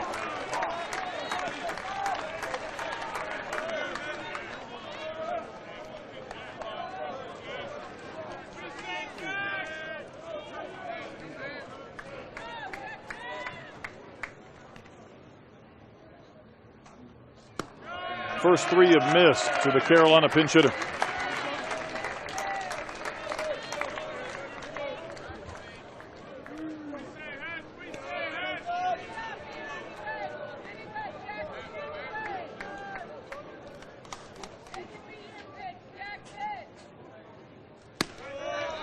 And a 4-pitch walk puts Hesterly on to start the Tar Heel 8th inning.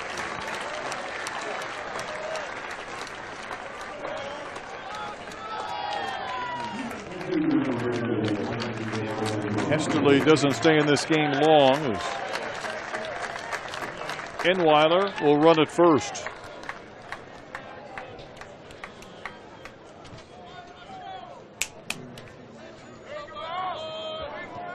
Four pitches and then he'll do it for Sundgren.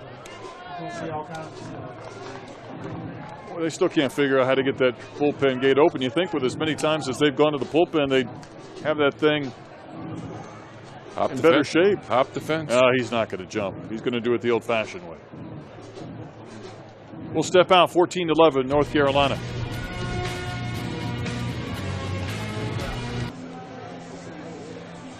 Cougars bring on Joey Polito. Now keep in mind, the game last night between these two teams ended at 11:30, and Polito pitched the final 2 innings and gave up a run.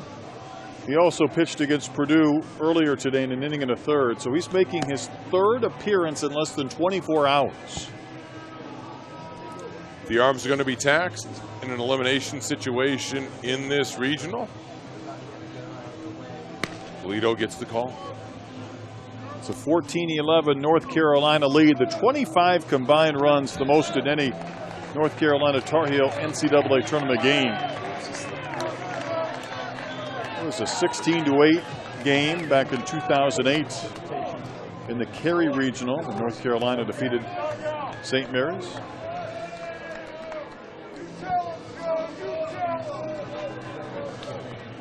Martorano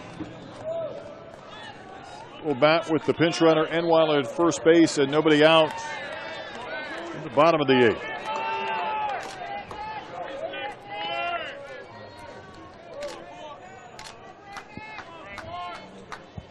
Polito, pitcher number 6. Enweiler takes off. Bartlett's throw bounces.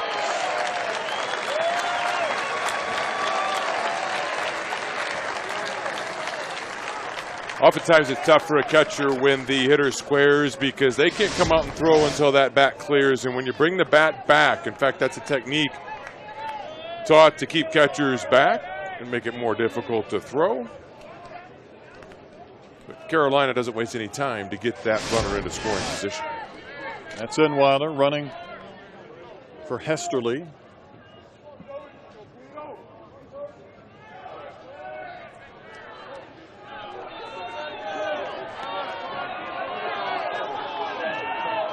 Time called by Bartlett.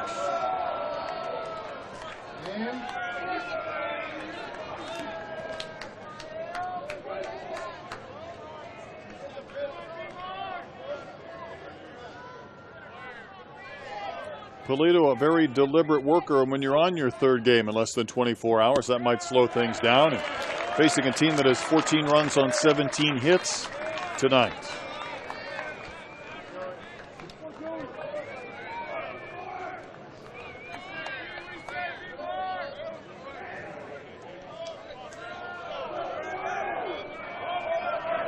In the last 3 innings, Houston has scored 8 runs and North Carolina has scored 5. Last night it was a 4-3 game, a well-played, well-pitched game, and a Tar Heel victory.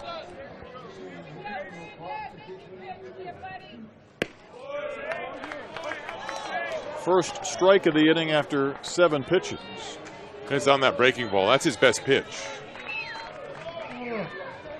Throws a firm curveball, breaks straight down.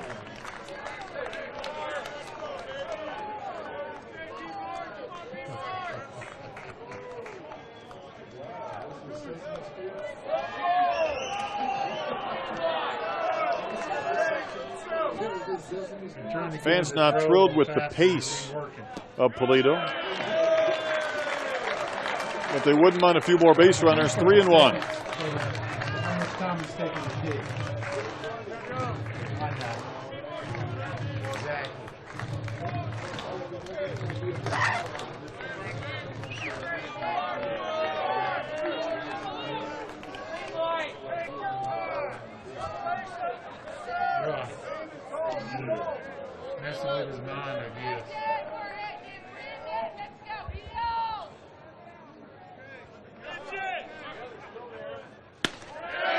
Back-to-back walks to start the Tar Heels' 8th inning.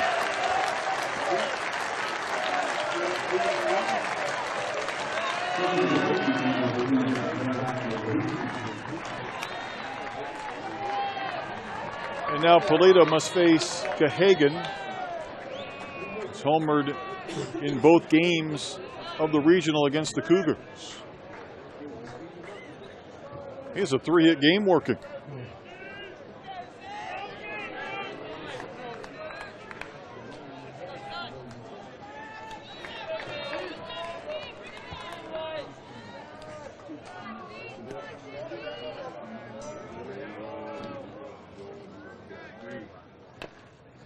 Tries to bunt that curveball.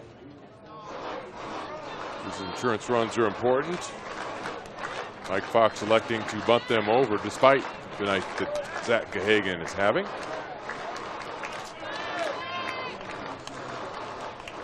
It's a pretty good night. Indeed. His homer last night really ignited this crowd and put Carolina up 2-0 against an outstanding pitcher in Trey Cumby, who fell behind 3-0 and then kept the game to that point where Houston could try and come back. Came close to tying the game, lost by a run. Cahagan stabs at it. Pulido, after looking to third, throws to first. Hollis on the receiving end. It'll be the sacrifice bunt executed by Cahagan. Moves his teammates out. We'll get some congratulations in the dugout. Runners now at second and third, 1 out. You see him get the bat out and then deaden it in front of home plate.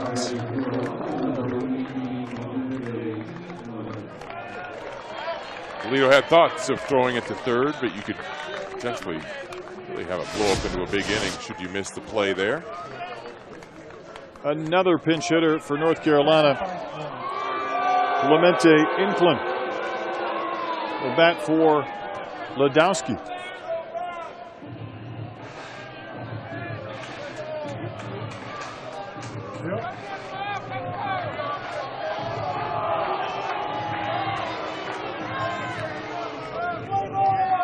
Cougars bring the infield in all the way around, trailing by 3. This was a 14-7 game not that long ago. Then Joe Davis got loose.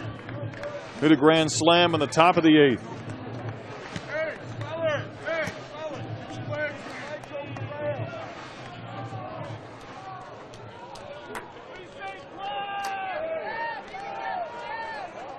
Tar Heels 8 of 16 with runners in scoring position.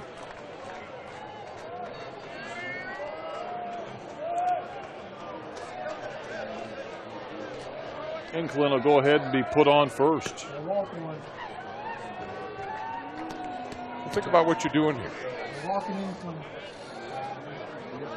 You're going to put a pinch hitter on with a base open and face the top of this Tar Heel order. Datris is out of 9. He's 2 for 3, scored 4 runs with a walk and a hit by pitch. And it doesn't get any easier when Bush follows. Oh, yeah, and he's got a home run, too.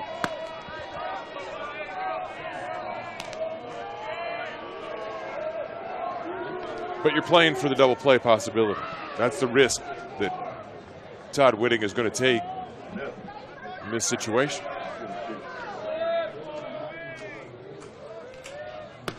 And the bases are loaded on 3 walks.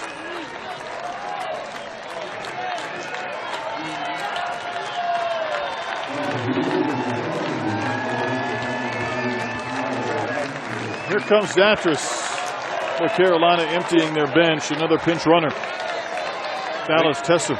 Making a mess of my scorebook, too. It's done.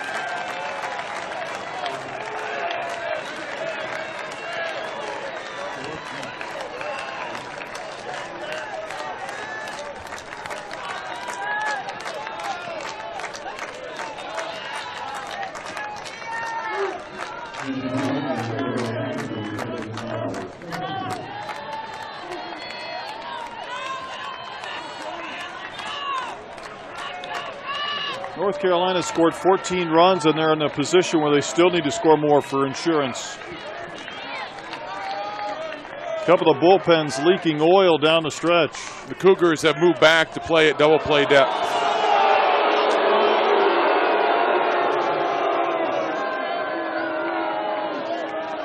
Bartlett has worn out a path to the mound. These Carolina fans are letting him have it. Get him, Blue.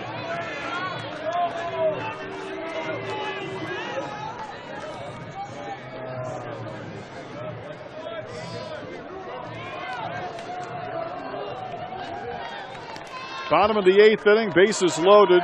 Tar Heels have done it on 3 walks.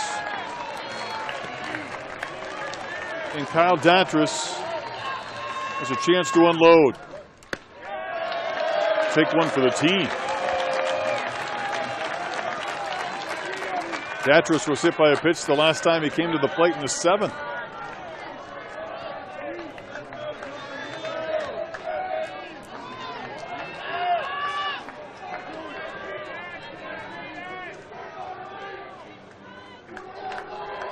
Pulido again pitching in his 3rd game in less than 24 hours. Very deliberate yesterday when he was fresh.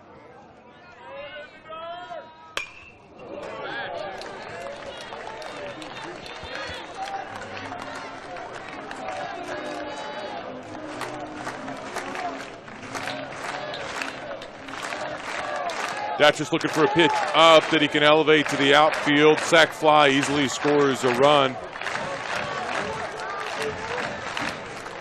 But a pitch up that he can get underneath. That breaking ball's got to start up because Toledo has a good one. If it starts waist high, it's likely going to end up in the dirt.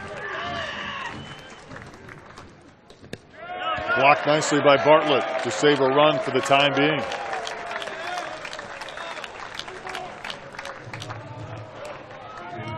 Bartlett seeing his first action behind the plate this entire regional the last 2 innings. Breaking ball that hits in the other batter's box.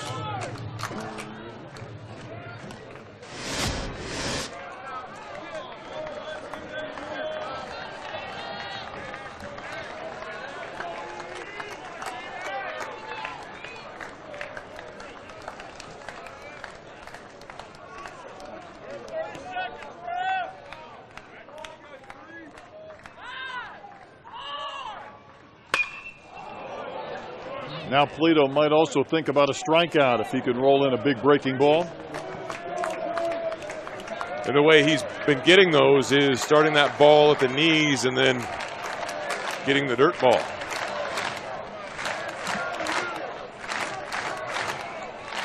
As a hitter, you got to maintain discipline. Protect. Don't offer it that stuff in the dirt. Polito's going to go right back there.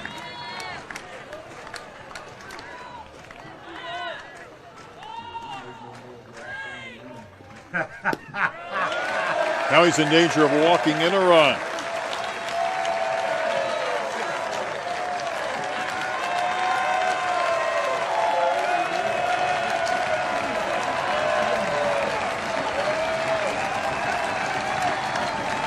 Fans rise at Boshamer Stadium.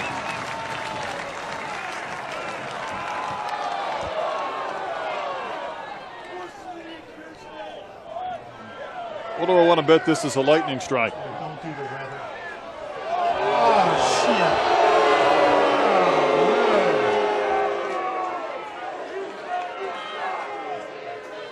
no. 3-2 ball. 3-2 hit. Push it. Push it out. Coach Fox looking over at the umpires. They got the call on the walkie-talkie from the grounds crew. On a 3-2 pitch, we've got a delay.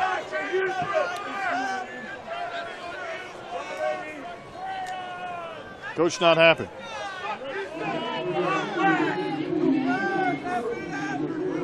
We had lightning in the area about 20 minutes ago, and both of these bullpens have had a devil of a time just finding the strike zone to be able to record some outs.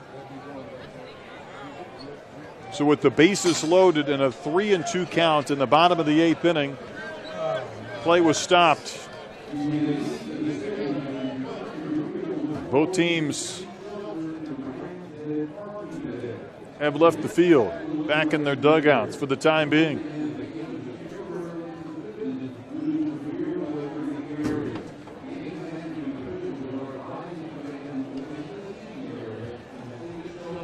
So the fans make their way up towards the concourse and maybe even out of the stadium entirely. We've had 25 runs on 33 hits, mix in 4 errors, several walks, and there have been some lengthy half innings. And long enough that weather has popped into the area again.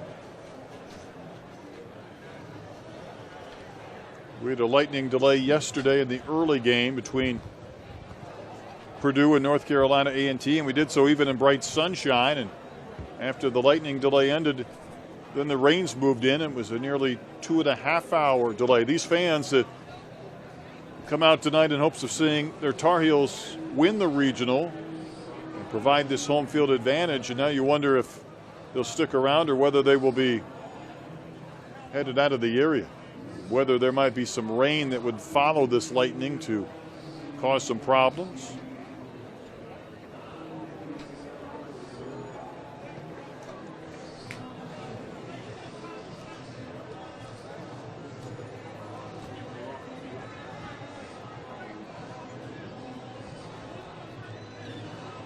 Coach Fox obviously wanted to see this inning stretch out a little bit further. Now, the flip side is that if Polito has to sit around for a while, there's your best reliever and whether he could come back. Keep in mind he's pitched in 3 games already. I can count on one hand the number of times I've seen a game stopped in the middle of a 3-2 pitch, and it's a pivotal pitch. Bases are loaded, right? So the next pitch is going to have grave consequences for one side or the other. And that's what we'll be coming back to when we resume play. 14-11 North Carolina leading Houston in the bottom of the 8th inning. Todd Whitting getting some fluids in him. It's one of those games where you start looking at that lineup card to wonder who's available, who's left at the bullpen, who might be able to get some outs or might provide a good matchup. We had a conversation down in the Houston dugout. Carter Henry was one of those pitchers. They were talking to him. He may be an arm available once this game resumes. The Stetson Hatters have clinched their spot in the Super Regional. Should North Carolina win, the Hatters would head to Chapel Hill. Stetson continues to be one of the best stories, not only in college baseball and college sports, as they disposed of Oklahoma State 11-1. They had a 10-run inning tonight. You start to see some big scores this deep in a regional, but Stetson's played well all year. Yes, they have, and they've got the pitching to go with it. Look at the score on the bottom line of that. Oklahoma State was only able to muster 1 run. It's because the Hatters can pitch. They can shut down a good offense, and they're going to be a formidable foe for whoever winds up playing them in the Supers. Fans continue to pile outside the stadium, clear the facility. As we wait through the weather delay in Chapel Hill. You can see the stands almost completely empty and a few fans up on the concourse. The fans being told they have to clear the stadium, not just the seating bowl. We'll step aside for a break. We will come back when we know more. 14-11 Carolina, 8th inning.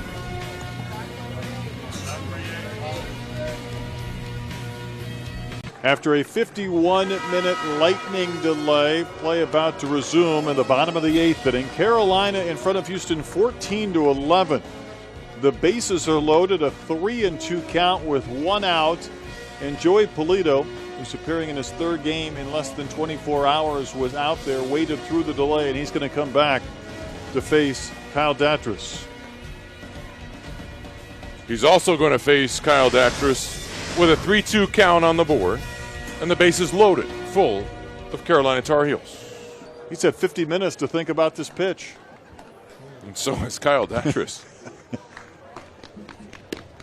We played for nearly 4 hours before the delay as a 14-11 game might indicate. 33 combined hits. At one time, this was a 14-7 Carolina lead, only to see Joe Davis hit a grand slam on the top of the 8th inning. In this situation, the pitcher has the advantage, and let me explain why. If you work a full count as a batter, you have the benefit of seeing all the pitches in sequence. You step in, you hit. Now you've had a 50-minute delay. The pitcher gets to warm up and get loose. You don't get the benefit of seeing those pitches up close. And one of the hardest things to do is to step in the box and hit a pitch cold. We'll see what happens. Pitchers over these last 3 or 4 innings have had a real hard time just simply throwing strikes. We'll see if Polito can do that.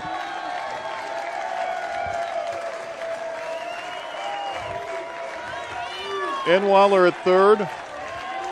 Martirano at 2nd. Tesser at 1st.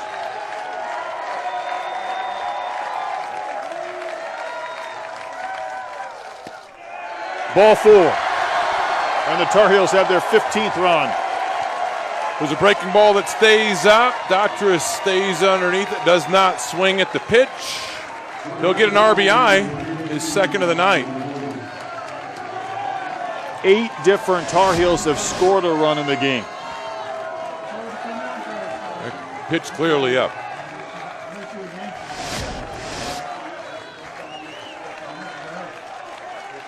Tar Heels aren't done.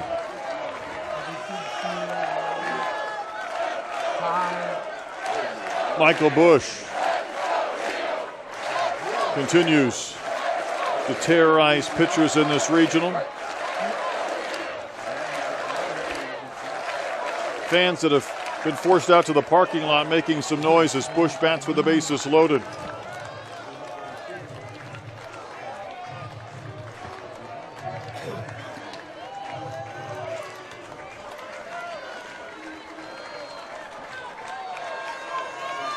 Three RBIs in the game, 8 RBIs in 3 games.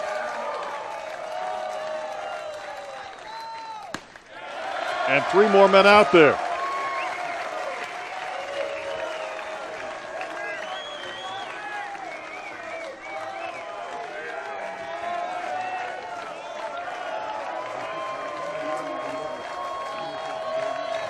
Houston has used 6 pitchers in game 2. They had 5 in game 1 to advance back to face Carolina. And right now, simply putting the ball around the plate has been difficult, and we've seen time and time tonight, Scott, when pitchers have come over the plate, these hitters have made them pay. Especially when it's over the heart of the plate.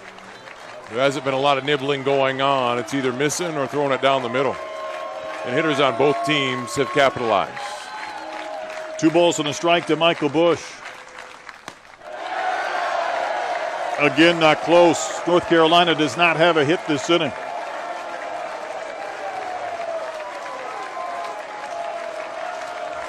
North Carolina is reaping the benefits of staying in the upper part of the bracket.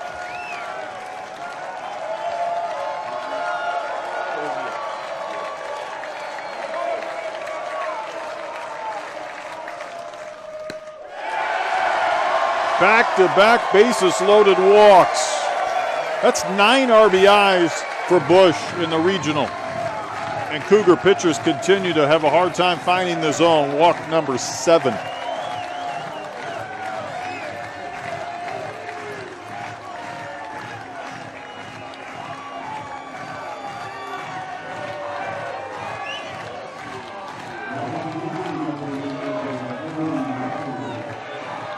Cody Roberts can provide even more insurance. 2 runs without a hit this inning. Still only 1 out. Wondering if the fans would come back after the hour-long weather delay, and the diehards certainly have. The loud ones have.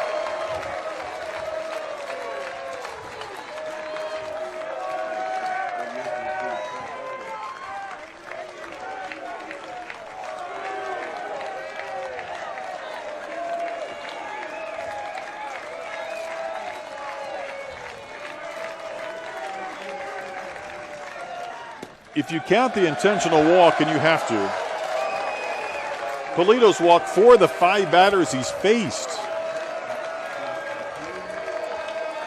So he's not getting the benefits of the call. That's a curveball that's up. It's in the upper part of the zone, if at all, but Tony Norris has not given that pitch. That's not a good ratio of strikes to balls. My goodness, 22-6.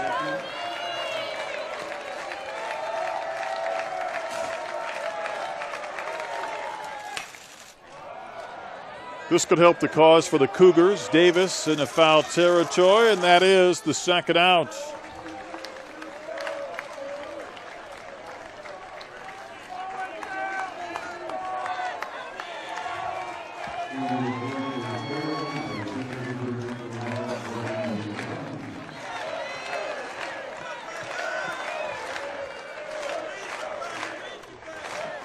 And Polito now just trying to end this inning. These Cougars have just continued to come back in this game despite the fact it's been running uphill since the bottom of the 3rd when North Carolina plated 5 runs.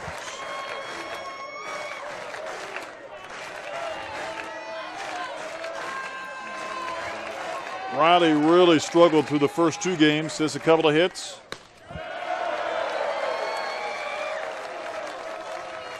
The 16 runs for North Carolina ties an NCAA tournament record, going back to a game in 2008. They've needed most of them to this point.